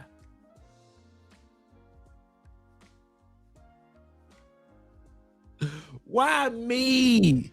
Why do I get these zoomorphic looking chicks?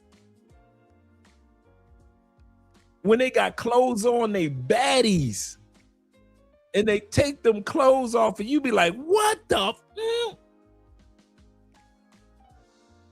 is that?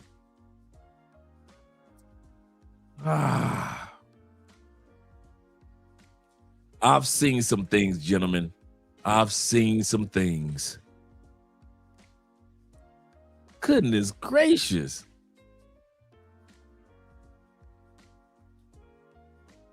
He said Dre was looking up with women. I know. Skywalker Ranch, Skinwalker Ranch. I'm just saying, bruh.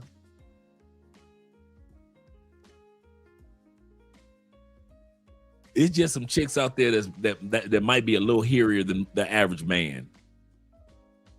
This woman had the Sasquatch patch going straight down her back, bruh. Oh my God. He said chicks was crushing on me with a huge mole on her face. Ooh, I couldn't do it. With a huge mole on her face, with long string of hair coming out of. I know women just like that. Yeah, man. I never got with one, but I've seen them. Right. That's how I felt. Like somebody poured weave down her back. Just glued it on her back. All right. So now the ladies in Japan are sharing men on dating apps. But it's not for the reason you think. Trust me. It's completely different and it's flipped on its head. Let my mate Alex explain it all. So you see all of these things like this, like these are like bars, there's like male hostess bars and like female hostess bars. So what are the males doing there? Are they stripping and shit? Not really. So basically it's for women that like, especially like old women that are looking for company. Yeah. So like there's like young boys like very like feminine, but like they still like attract girls and like they like just accompany them for like a certain price. Wow. So it flips the genders. The girls are actually paying for the men's service. 2 hour ladies free time, free drink. So right here, the woman would go in and then just spend time with a man. Yeah. Wow. Yeah, mind blowing, dude. Single Japanese women are renting boyfriends and you're not going to believe how much they're paying for them. Instead of dealing with relationship problems, women in Japan are turning to a new option where they can hire a man to get the relationship experience. They hire these men, which they call hosts, to take them out on romantic dates, watch movies with them, and even cuddle with them at night. And these hosts are actually ranked by the amount of money they bring in, so the best ones will always cost a lot more. But you can expect to pay approximately $915 a night for a host. Latvia is facing a dating crisis, and this is sparking a new industry, husband rentals. Women outnumber men by more than 15%, one of the widest gaps in Europe. The shortage is being driven by higher male mortality rates, immigration, and lower life expectancy. As a result, some women are even in Europe, they are renting husbands. They are renting husbands. Dave says this. He say, "Nah, Dre."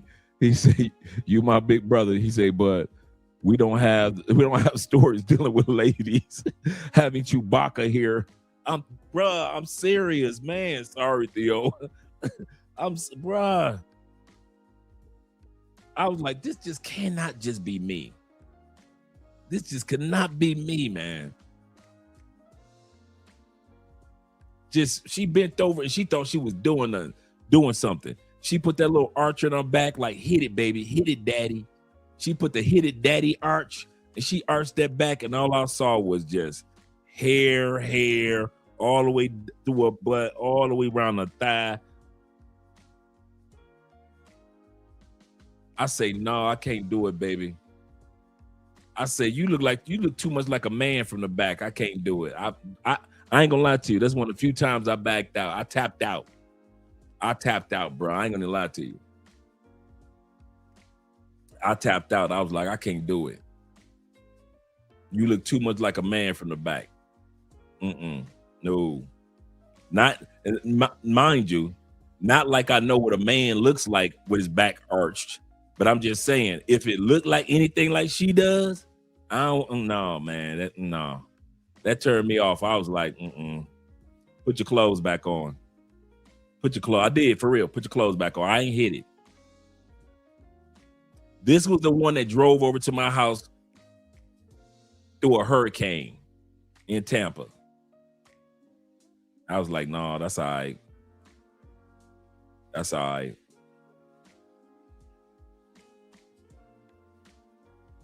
He said she didn't have time to go to a wax. I don't know what she didn't have time for, bruh. But I know one thing. Yeah, I was like, nah, that's all right. You see the face that I'm making right now? Because I can still imagine seeing it. No. So yes, in Latvia, they do not have enough men. So they're sharing husbands. Turning to paid husbands, not for dating or romance, but for practical support. These services offer help with household tasks like basic repairs, furniture assembly, painting, plumbing, and home maintenance. The appeal isn't companionship, it's reliability. And for many women, the shortage of men has also made long-term relationships more difficult, with some seeking partners abroad or opting to remain single. Experts say the trend reflects broader social shifts, changing gender roles, labor shortages, and how demographics can reshape everyday life. But it raises a bigger question. When a population changes this much, how do relationships change with it? Do Latvian ladies want black kings? Do they want Asian kings? Fuck it. At this point, there are that many Latvian ladies. They're in abundance compared to the Latvian men. They're bored of the Latvian men. So yeah, obviously, like if you're a black king, you're treasured royalty there. Like there's hardly any of them. Don't be scared to go there. You know, you have a right to go and visit Latvia. If you're a black king and you want a Latvian woman, then go give it a chance, you know? You'll be different to those people. First off, the tone of this is completely different to Latvian men. Don't read anything on Google about them having these views against the black kings, because it's not true. Like, women have moved on. We're in 2025. You ask any youthful woman in Latvia, in Europe, in Russia, are you interested in black kings? They'll say, fuck yes. The offspring is incredible. It ain't enough good dudes to go around. And it's like you, one of y'all, statistically speaking, ain't gonna win. Y'all got a whole friend group. All you bitches is fine. Maybe one of y'all is gonna actually get a good one. And the rest of y'all just gonna be fucking this nigga, then fucking this nigga, and fucking this nigga, and then hopping from this relationship to this relationship to this. And that's gonna be you until don't nobody want you no more. And then you're gonna have to settle with something you don't even want. Right.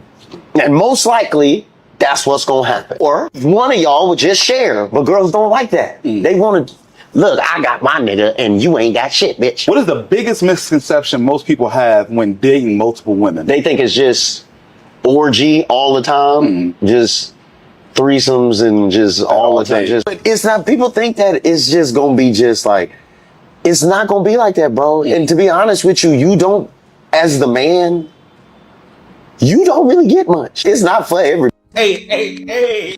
Ladies, is it a shortage in the good dick department? I know that y'all did just see this. Check this out. Ladies. All these bitches love saying stuff like, I'm a girl's girl, I'm a girl's girl. Yeah, bitch, if you a girl's girl, why don't you share your nigga, bitch? A girl's girl would be like, you know what? My friend is doing bad and I got a good man. I should share my man with my homegirl. We could both be happy. Why is it right for me to be happy and my homegirl not be happy? Now I want to start this out. First and foremost, God bless this woman. Y'all please go find her. Christmas coming up, man. Please go find her. For me, though, I'll send you the address, okay? Expedite her here now. Women don't mind sharing a man as long as he's a provider. They are even willing to lower down their standards as long as there's something they benefit.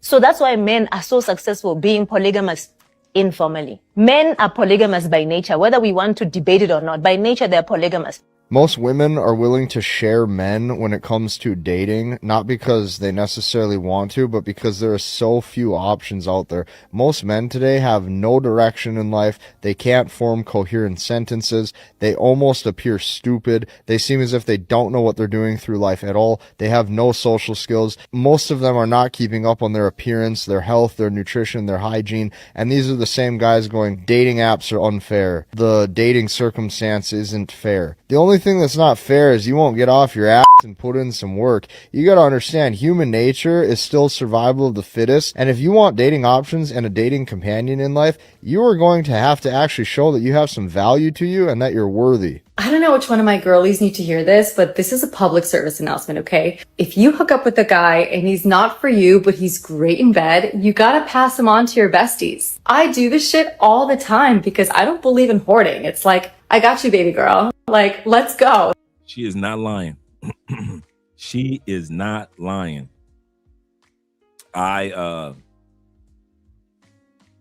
I was living in Cleveland, I ran through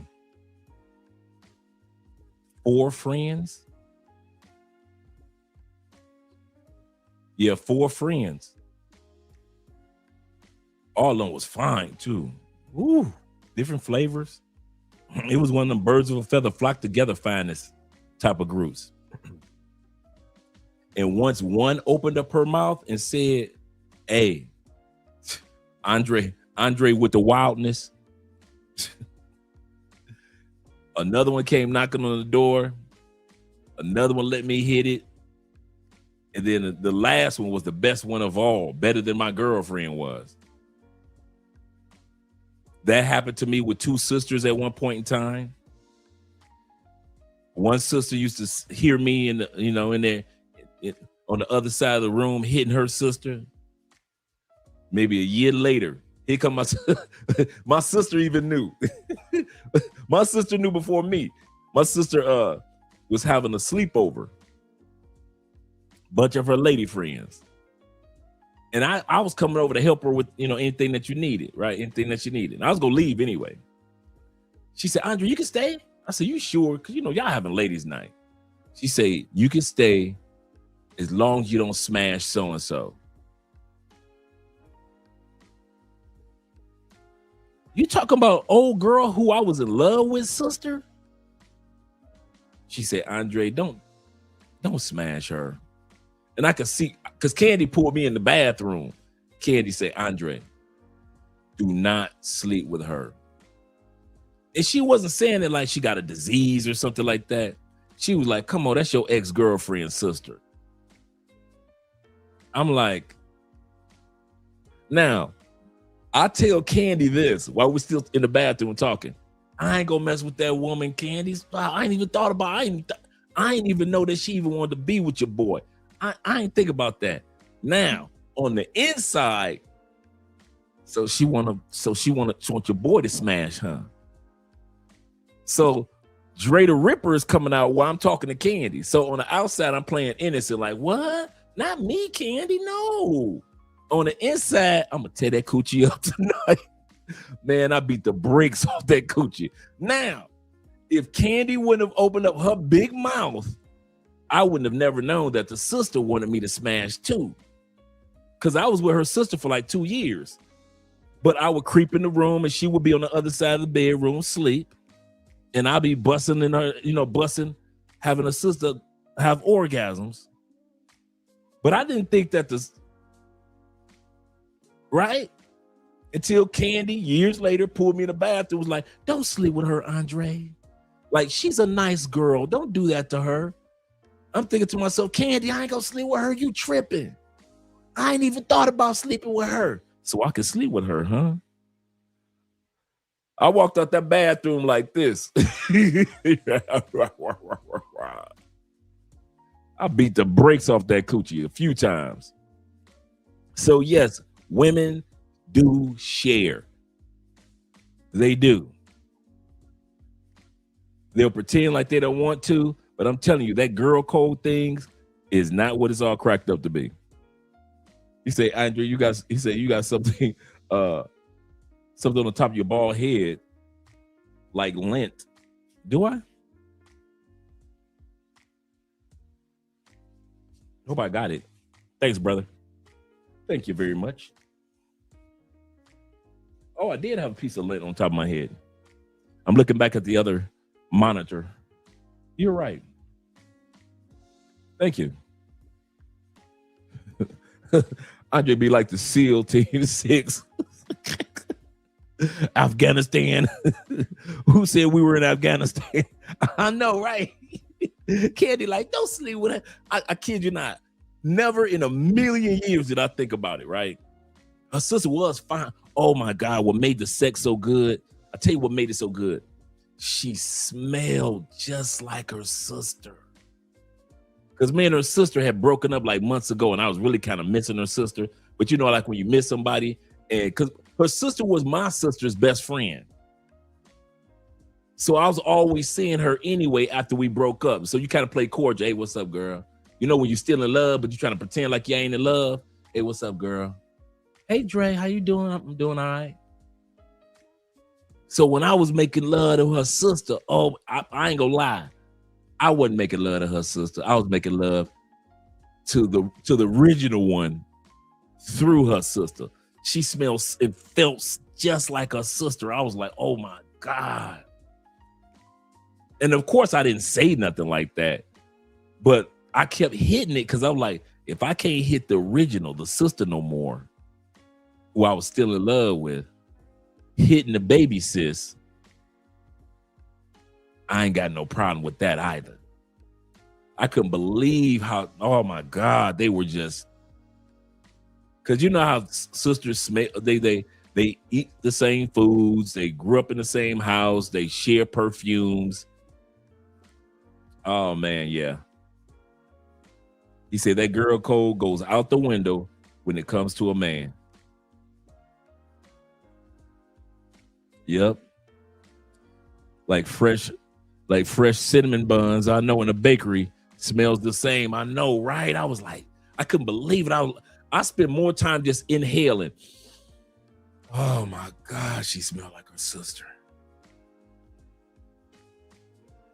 He said, damn, Dre, you smash your sister's best friend and sister. I never thought about it like that, but yeah. I never thought about it like that. Yeah. Look at Sticky says this.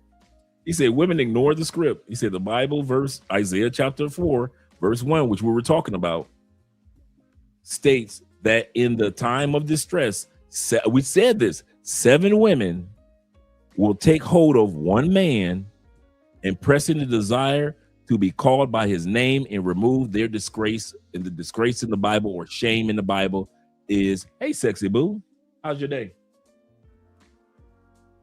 Okay. The disgrace in the Bible is a woman that doesn't have any kids. So 7 women will go to one man for his last name and to have some kids. Isaiah chapter 4, verse 1. Yep. Let's continue on. Girl code, man. They do not care. This is a prime bonding experience between 2 women, okay? So, public service announcement, let's make this a fucking thing. Ladies, so they talk about the end times, and it says that in the last days, women will be fighting over a man's last name. Remember I told you? We just did that quote, Isaiah. She's not going to say it, but that's what she's talking about. In the Bible, in the end times, these women are going to go after men. Let me bring that back. That's what this one young lady is talking about, Isaiah chapter 4, verse 1. 2 women, okay? So, public service announcement, let's make this a fucking thing. Ladies, so they talk about the end times, and it says that in the last days, women will be fighting over a man's last name, and basically that women will be sharing men willingly because they desire to have a man so bad. And the men that are desirable are so scarce. That's what it says in the Bible. I think it's safe to say that we have officially entered that era. We're slowly getting ushered into the era of where women are so desperate for men that they are willing to share him with about 6 or 7 other women, if not. Before we go any further, this is the young lady when I was putting together this video montage. In her comments, the ladies were asking, what does that say in the Bible? Where does it say that in the Bible? And you better believe your boy was dropping that Isaiah chapter 4, verse 1 in every comment in this young lady's video that was asking. She dropped this comment she dropped this video maybe 2 or 3 weeks ago. And so the video was fresh. And so I was dropping it. I was dropping it on them. Isaiah chapter 4, verse 1. Yeah, I think that we're there now. We're here. We made it here. And watching Scotty with the baby, gave me confirmation. Girls actually share men with our friends. If you're good, we tell our friends about you. We bring our pretty friends to meet you. And we don't get jealous. We get competitive about who pleases you better. Don't do it, fellas. It's a trap. There are more women on this planet than men. In the United States, we have about a quarter of our population in jail. Another quarter of our population identifies as LGBTQ. So with that being said, it is a nigga shortage out here. It is a shortage of available good niggas out here. So for all you bitches that think you deserve your own nigga, like your own personal nigga, like that's only yours. Like, okay, it's some women that do. But are you that bitch? Like, what do you bring to the table and make you think you deserve your own nigga and it's a nigga shortage? We spoke every night for about 6 months, was it? And we thought to each other, we both like this guy. And we said to each other, do we just share him then? So when you get intimate, how does that work? How do we say that? We're Anna and Lucy. We've been inseparable since childhood. We're practically one person in two bodies. We do everything in sync, eating, showering, even using the bathroom. We're almost never apart. That day, we both fell for Ben at the same time. We looked at each other, and we both knew that if we each went after him, we might lose each other. We said to each other, then let's share him. In that moment, it felt like the world was smiling at us and pointing fingers at us. Some might think it's crazy, but for us, this isn't just about love. It's a way to protect each other. Sharing Ben means we won't be separated, and it means we can stay together forever. First, we were nervous too. During intimate moments, we had to be in sync, mindful of each other's every move. We'd even pause to check in. In our daily lives, we've grown accustomed to others not understanding us, or even mocking us. Some say we're crazy, others say we're selfish. But we have our own rules, and this way of life is the only way we can feel truly whole. Sharing Ben isn't about possession, it's about the balance between the three of us. 10 years have passed, and we're still together. We've learned to respect one another, and we've learned to face conflicts and doubts. We've proven that love doesn't have to belong to just two people. What do you think? Is this kind of love brave or crazy? Would you be willing to accept a relationship like this? They trying to get pregnant at the same time. I ain't mad at you, Ben. I can't switch the fact that we're only attracted to 20% of men. Okay, I can't change that. I can't change the fact that half of women by 2030, this is 6 years away, half of women are going to be single and childless. This was a study done by bankers, not people that have a political agenda. So if you're married, women are going to be fighting for whoever you got. They're going to be, and the women already do that. Women want to be, you know, I always say that if we banned side chicks, if we made it illegal or something, the first people that would complain are women. There are women that go to NBA games trying to get men to cheat on their wives. This is, if you have a guy that other women like, that's just what it's going to be. And, you know, I didn't make that world. This was the fault of our grandmothers and great-grandmothers. I didn't do it. 1 out of 3 men under 30 haven't had sex in the past year. What does that mean? Women are sharing men. And you see it like preemptively, because what do we have? We have situationships. What is that? It's sharing a guy. So it's like I didn't create this world. I'm just telling people what's going to happen. This is happening. It's already happening. It's just not out in the open yet. Girls will never admit this, but they will always choose the man that's more successful over the man that is loyal. Women biologically are created to search for a provider, to search for the best man. Women need to look out for the best interests of their kids. A man that is going to stick around, provide for his family, give them a good lifestyle so that the kids have better options, better opportunities going forward in life. They want a high value man, a man that's going to be able to provide, take care, and protect for them. But the higher value man you are, the more options you're going to have. Sexually, we are going to take advantage of our options, but that does not mean we are just going to go ahead and provide, protect, and give up our resources to another girl that does not deserve it, that is not putting in the work. So next time a girl tells you the only thing she's searching for in a man is loyalty, ask yourself the question, will this girl actually stick around if you were not providing as a man? Or will she go to the next best man up? Make sure you guys follow the page if you want to continue elevating as a man. Remember, she will always choose a successful man over a loyal man, because at the end of the day, loyalty just doesn't pay the bills. Doesn't. That's facts. I'm gonna tell you something funny. A lot of people are going to deny it, but let's tell the truth. In most cases, a woman will trade loyalty in for a man that's successful. And in most cases, a man will trade in a successful woman for a woman that's loyal. See, a lot of people are going to disagree with this statement, but we're going to be honest. In most cases, women will trade in the loyalty of a man for a man that's successful. But in most cases, a man, I think all cases, a man will trade in a loyal woman for a woman that's successful. A lot of times we don't understand that men and women think different. Someone's going to get on this post and say, it's not true. I would rather a man be loyal. Okay, so why is it the case that most men are willing to take care of women and women aren't willing to take care of men? So it goes to show you that more women will take financial stability over loyalty. Because again, how many women you know right now that's forgiving cheaters? How many women you know right now who won't leave because of the fact that he's established? Let's have a real conversation. A man will run even if she's established. We don't care. Because in reality, a man will take loyalty over success. Most women will take success over loyalty. Let's be honest. And don't let that go over your head.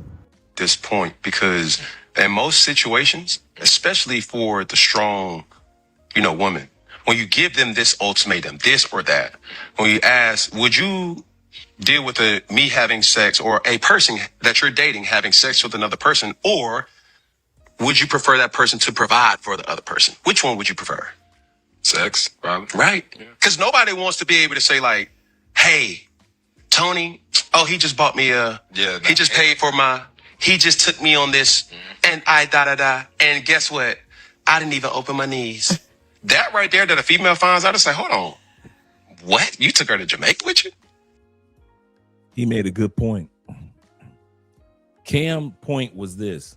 Listen, a woman would rather that you say you had a side chick than a female friend that you were spoiling. I'll say this again. A woman would rather that you kept quiet or even told her that you had a side chick that you were having sex with than have a female friend that you aren't having sex with, but you spoil her with your finances. Because they're going to assume that you're having sex, even though you know that you aren't having sex with that person. They will be more comfortable with the person that you're just having sex with. It's the craziest thing, bro. Our brother Zeta says this. He said, of course, they're going to have to share the same dudes they rejected because the man that they desired, a successful man, he doesn't want them. Absolutely correct. Especially the older they get. He doesn't want them now, but he'll run through.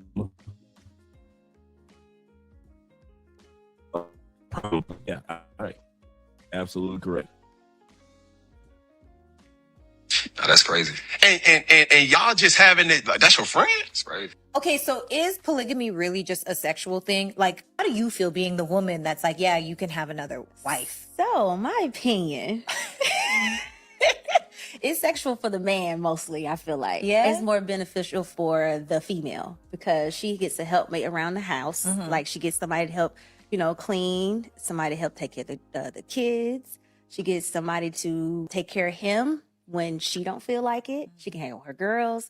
And then you can be home with my husband. You know what I'm saying? Yeah. So I told Monte that. I said, really, it benefits more for me than him. Him is more like he get to have multiple sexual partners. But then again, I have to deal with multiple Emotion, yes. periods, Yeah. multiple everything. Because I feel like it. That's another thing that a lot of guys don't realize.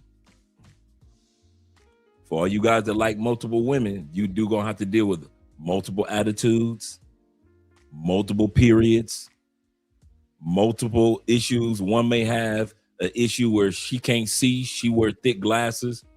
The other one's got thyroid issues. It's gonna always be something the more women you got, because just physically, the more attractive women usually have something going on with their bodies. So do consider that. He said, Dre, I went to college with the women reacting to this video. Okay. All right. I feel like the woman gets more benefits from it. Well, it benefits the other woman too, because the ratio of women to men is just ridiculous. Yeah. It's like Yes. 100 to 1. Yeah. Like that. And so every woman gets to have a husband. Oh, And so that's you're doing the world a solid. Is what you're Yeah. saying. pretty much, you know what I'm saying? I'm looking out for the community. You know what I'm saying? You gotta watch out for the community, man. Gerard, you want me to get on my knees and kiss your feet? Is that what you want? Do you want to be here? Gerard, I want to be here. But before we go into this drama with Gerard's second wife, shout out to T-Mac.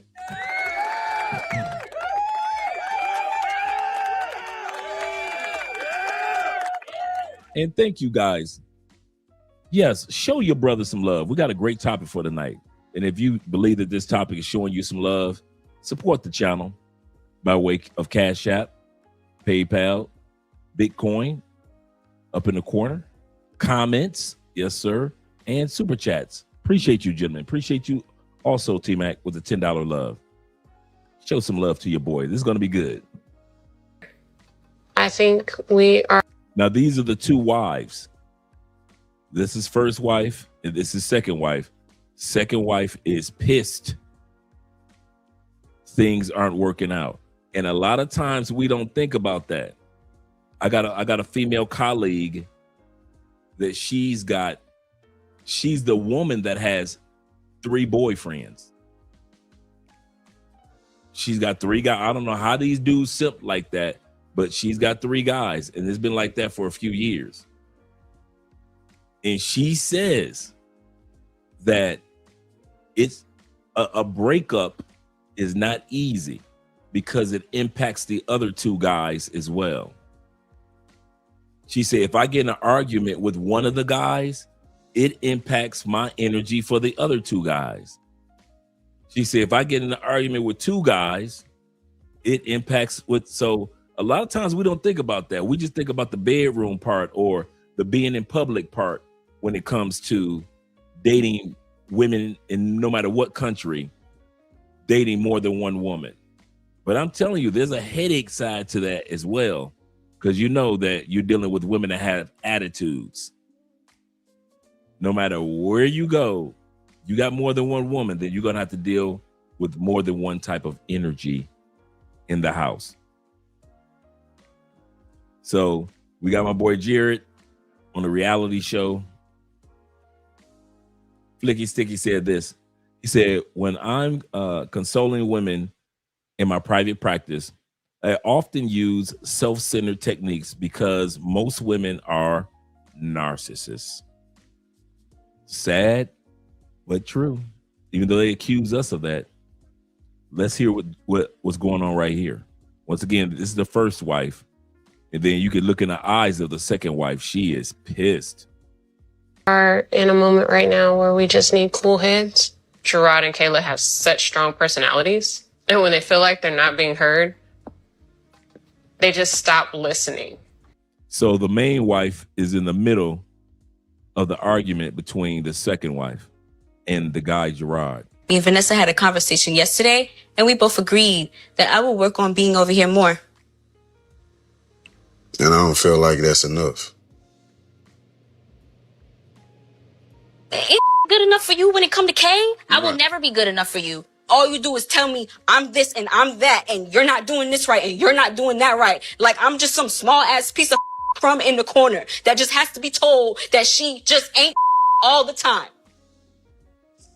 Kay, when you get upset, you leave a wake destruction. You know what? Y'all have a good night. Yeah. I'm done with this. You want to try to... Now, you notice the first wife, she doesn't want her to go.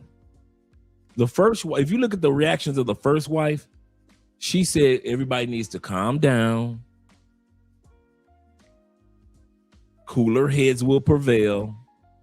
And then when she walks away, look at the first wife. She's somewhat looking like, don't girl, go, let's talk. Kay, When you get upset, you leave a wake destruction. You know what? Y'all have a good night. Yeah. I'm done with this. You see the first wife?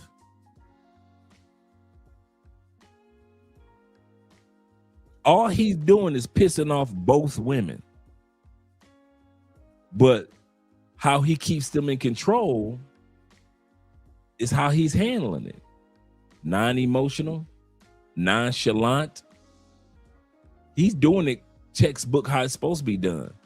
Just because the women are upset, that doesn't mean that you need to get upset.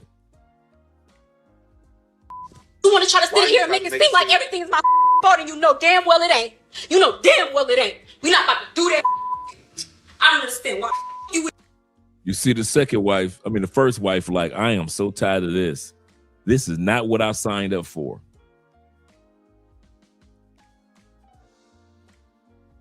He said, I wouldn't be married to a woman with a strong personality like me.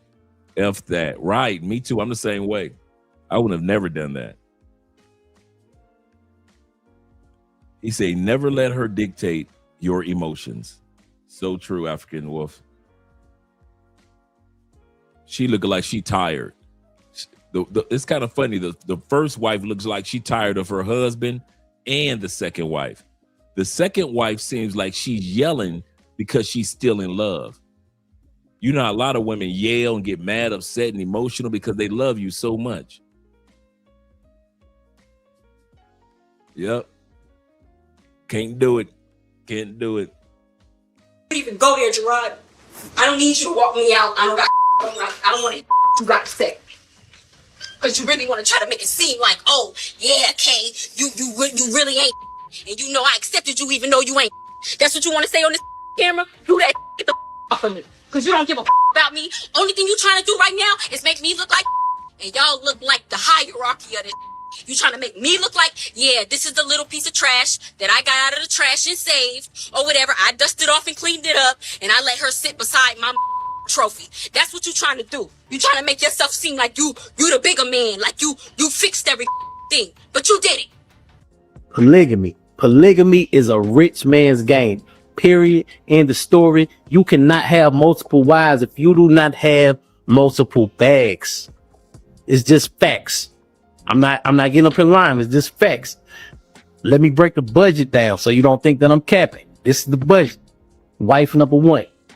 House in the suburbs, car, credit cards, allowances, kids, private school tuition. Wife number 2, get your pen and paper. Wife number 2, she want a condo downtown. She want to drive a different car. She got different credit cards. She want a different allowance. And she got more kids. Wife number 3, we not done. Yo, you want to be polygamous? All right, let's go. Wife number 3, she want a house too. She want a Birkin bag. She want vacations in Dubai. And she don't give a damn about wife number 1. She don't care about wife number 2. None of that. She want what she want and she want it when she want it. Now you telling me that you can handle all of that? You telling me that you can afford that? I don't think you can, because you got to be a CEO. You got to either be an NBA or NFL player, or you got to have some Jerry Jones oil money. You cannot be working at Amazon making $22 an hour with 3 wives. You lying to you if you think that you could do that, man. You can barely afford going out to Chili's or Applebee's and to movies afterwards, man. Hey, do you think you can cover this time?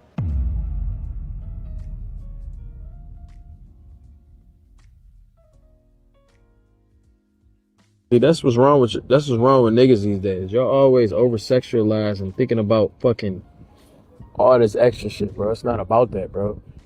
It's about just working hard.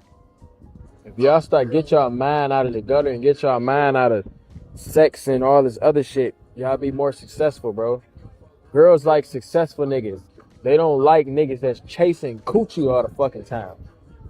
Put more time into your work and the girls gonna come. The right ones. Girls are attracted by a man that can take care of himself and them. Ain't that right, lady? And this ain't me drunk. I'm sober now. Girls attracted to niggas that's able to take care of themselves. All these girls y'all want to fuck with, they always talking about, oh, this nigga, Mike. Until men get successful and get money, that they now suddenly have access to a pool of women. She's absolutely right. A man's loyalty is tested when he has everything. He now has access to a pool of women that he's never had access to before. And the problem is, once us men start to get success, and that woman that's been with us since day one starts to irritate us, we understand we have options. We understand that, man, I don't got to go put up with this. I can go sit up here and go talk to these other girls. And that be our downfall sometimes, because some of us men don't realize, hey, she don't want you for you like the girl that's nagging you. She wants you for the materialistic things. She wants you for the lifestyle that you can give her. Go look in that comment section. Women talking about, oh, this is why I only mess with established men. No, you only mess with established men because you want him for his money. In reality, you just have to know if you're with the man that knows how to handle attention. If your man don't know how to handle attention from women, he's going to fail every time, broke or not.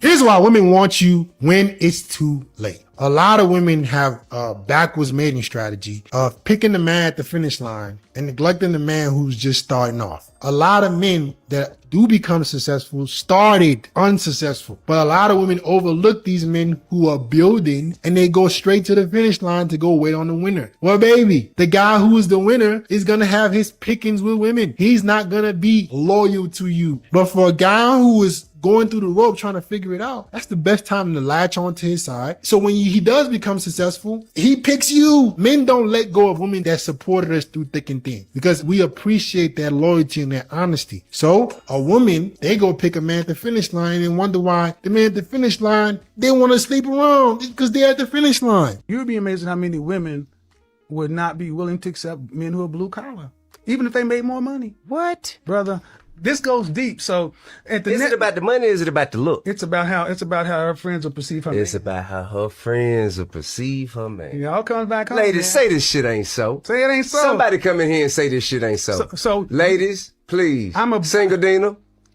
How many times have I been in the club and I'm standing next to a guy who's a contractor and he's out earning all the brothers standing in suits, but the women will laugh at the contractor.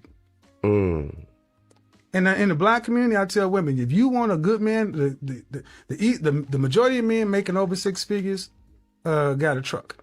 Damn. A word truck. And the dudes that's in the suits got a bill. Man, it's so much success though. I mean, I don't know. Where did you get these statistics? Blackdemographics.com. God damn, you even had an answer for that. Black statistics for black people by black people. This stuff. I'd rather meet a guy when he is financially stable, so I know that I'm his dream girl. A man's dream girl is not some girl he gets with after he's already attained a certain level of success. A man's dream girl is a girl who's with him during that process, during the buildup.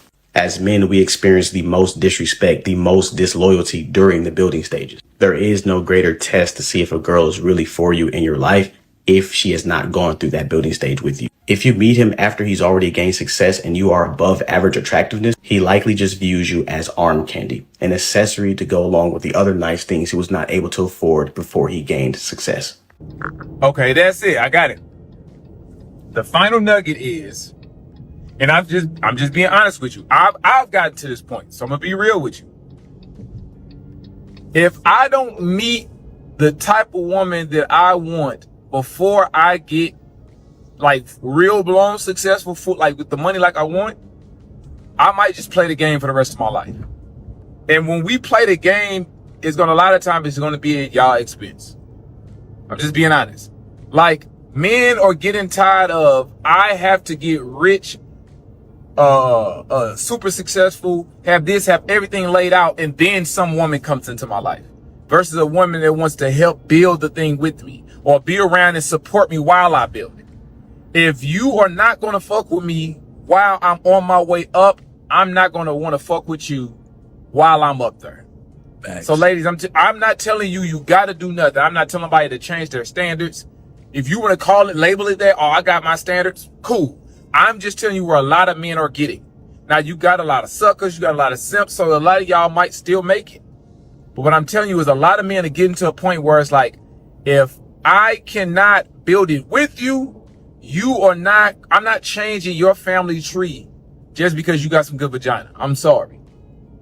If I cannot, support on you mentally to be behind me while I'm building it, then I'm just gonna play the game. Or it might be multiple of y'all. You might have to share. If I gotta get it on my own by myself, when I get up there, you gonna have to share. And that's just how I feel. That's how I feel right now. So I'm really, really close to where I want to be. So if somebody don't come up and be like, all right, come on, nigga, hey, I got your back, let's do it. When I get there, oh, y'all sure. Shout out to my man. My man is honest with it. My man is honest with it.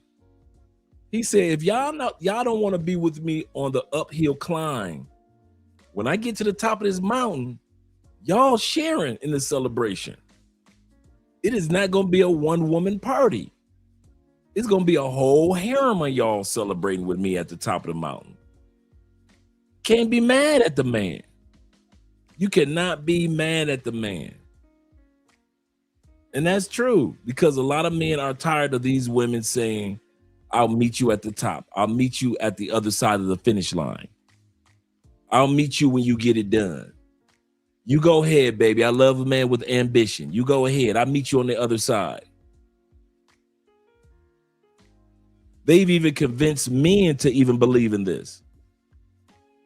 I remember there was a time in my life, I kid you not, I used to say to myself, oh, I couldn't date her. She needs a man that's balling. Oh, she's so fine. I know she got 2 or 3 dudes that's balling. Of course, I was younger.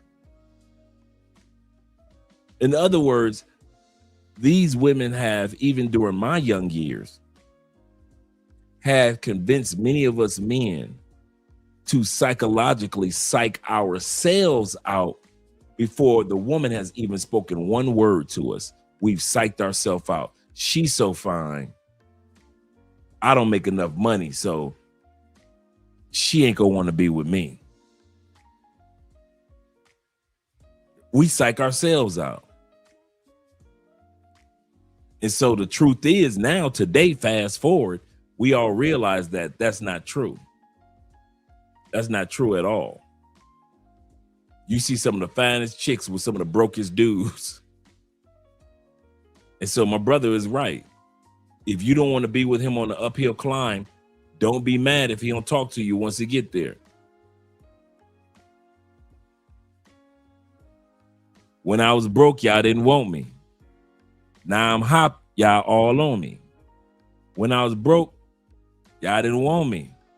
Now I'm hot, y'all all on me.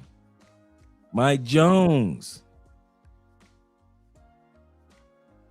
Salute to Dre for being a one-woman's man. Monogamy ain't for everyone. And that's true. You will never see me say that monogamy, marriage, stability, as far as like being with one person is for everybody. You know, there was a time where it wasn't for me. Even if I wanted it, it still wasn't for me. I wasn't ready at that time period. Right now, I'm happy as can be. But yeah, there was a time in the season where, I'm trying to, do the do. So you'll never hear me say, y'all got y'all passports. Everybody should fall in love. Like me. No. Everybody's journey is different. And so I celebrate everybody's journey. I just say do it safely. If you ever want to hear the complaint that I have towards us men, just make sure that we're safe. Don't get scammed out of your money. Don't get drugged or robbed, that type of thing. Let's just make sure that we're wise, because I will laugh at us if I hear your story that you got caught up. So I'm gonna laugh. But for the most part, I don't judge men based off of what their relationship expectations are at what stage of life that you guys are in when you travel. Yeah, I think it's kind of corny to judge another man by how he uses his passports because he didn't do it like I did it, So I don't think like that. He said the best shot for females. Shout out to Big Brother in Life in the building, by the way. He say the best shot for female we'll have with me is right now.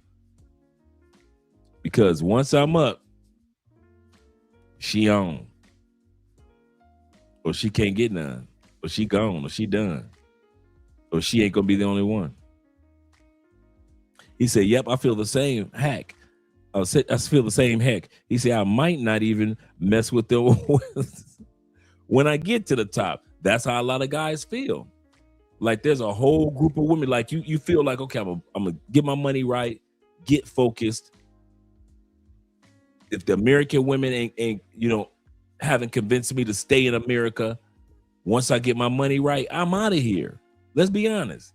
A lot of dudes, it's so easy to leave American women alone because you're like, I'm stacking my money. It's gonna take me a couple years.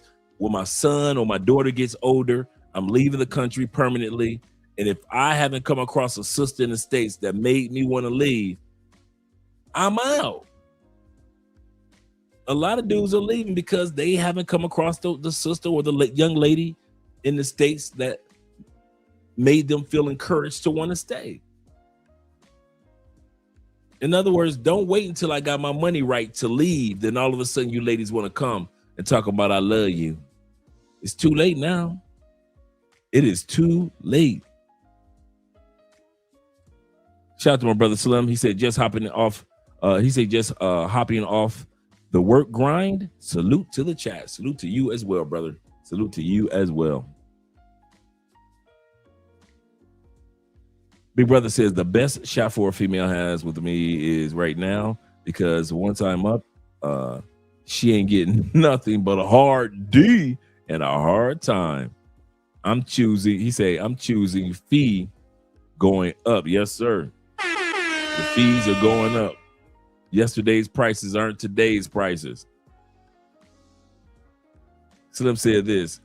He said, I was tracking and working on my business and avoiding extra bills and headaches from modern women that want to live life on my dime. Yeah, you don't want that.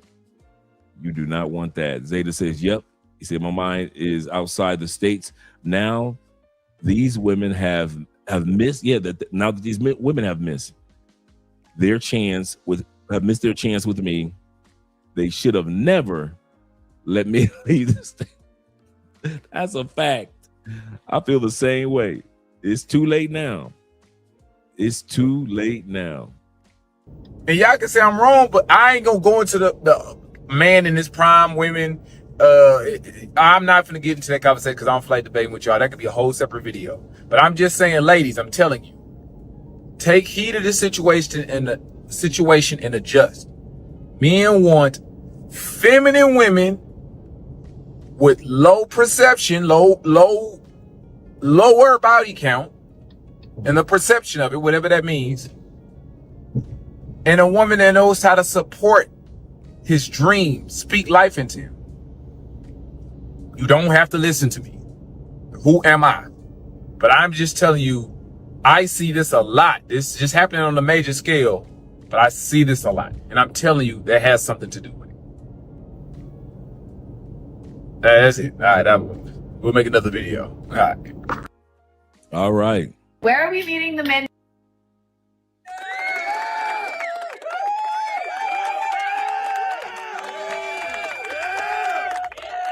We didn't take too long with this live stream.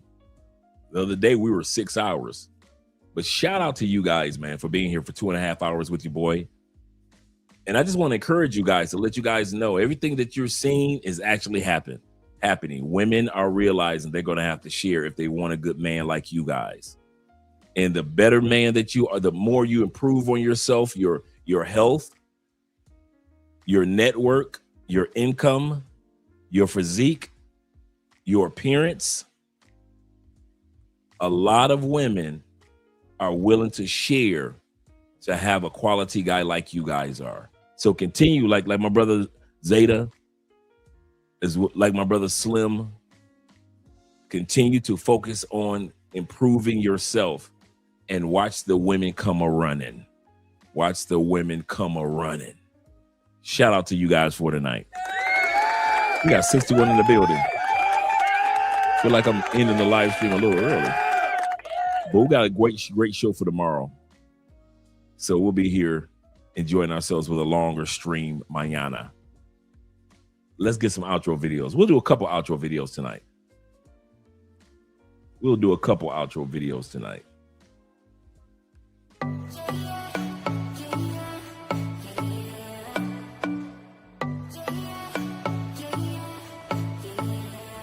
You say it's special, one of a kind, one of the better boys. I'm on your level, that's what you say, but all I hear is noise. I don't have time for trying my luck. I've been too hurt before. You're not that special, just give it up. I think I've had enough. I'm too busy loving my friends. I ain't got no love to spare for you. I'ma be that girl to the end. It don't really matter what you do. Guess I have to tell you again, 'cause you haven't got the news. Oh, you really need to understand that I don't wanna be your girlfriend, girlfriend. No, I don't wanna be your girlfriend, girlfriend. All I wanna spend with my girlfriend's girlfriend. So I don't wanna be your girlfriend, girlfriend. I know you want me, boy, I can tell. So deep under my spell. Sorry, not sorry that I'm no help, 'cause I'm full of myself. Boy, don't you worry, you'll find someone who wants you back, but that is not me. So give it up, haven't you had enough? I'm too busy loving my friends. I ain't got no love to spare for you. I'ma be that girl to the end. It don't really matter what you do. Guess I have to tell you again, 'cause you haven't got the news. Oh, you really need to understand that I don't wanna be your girlfriend, girlfriend. No, I don't wanna be your girlfriend, girlfriend. All I wanna spend with my girlfriend's girlfriend. So I don't wanna be your girlfriend, girlfriend. No, no, no, no, no, no, no. Girlfriend, girlfriend. No, no, no, no, no, no, no. Girlfriend, girlfriend. No, no, no, no, no, no, no. Girlfriend's girlfriend. So I don't wanna be your girlfriend, girlfriend. No, no, no, no, no, no, no. I don't really have time for you, boy. I don't wanna hear anything more. Boy, you really need to understand that I'm not your girlfriend. I just wanna be up in the club with my girls, yeah, sipping that pub. Never worry about la la la love, 'cause I'm not your girlfriend. Yeah, yeah. And I never wanna be your girlfriend, girlfriend. No, I don't wanna be your girlfriend, girlfriend. All I wanna spend with my girlfriend's girlfriend. So I don't wanna be your girlfriend, girlfriend. I forgot to give shout outs to the Cash App brothers.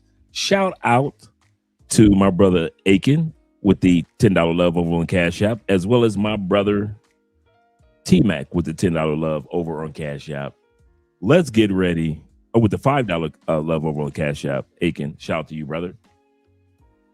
And let's get ready for video numero dos. Let's go here. You got me overthinking, yeah, where we could be. Needed some clarity. I've been too deep now. Been over picture fantasies. Just you and me. Like it's meant to be. Can't you see, baby? You got me overthinking. You come closer to my body.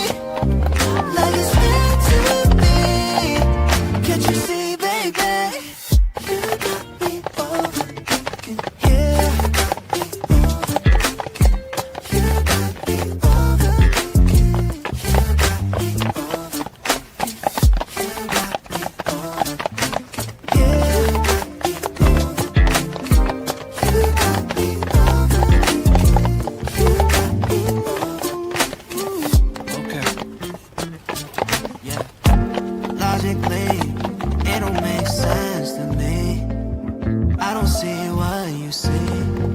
For making me wait to call you my lady. Making me contemplate, trying to calculate what your signs state. Tell me why hesitate. Why you keeping me at bay? Don't wanna be in the gray. Baby, I really love your curves, but I need my answers straight. Do you want from me? Lately it's been nothing but a mystery. Curiosity has got me wondering if this'll be alright. I want you in my life, more than just a night. You got me over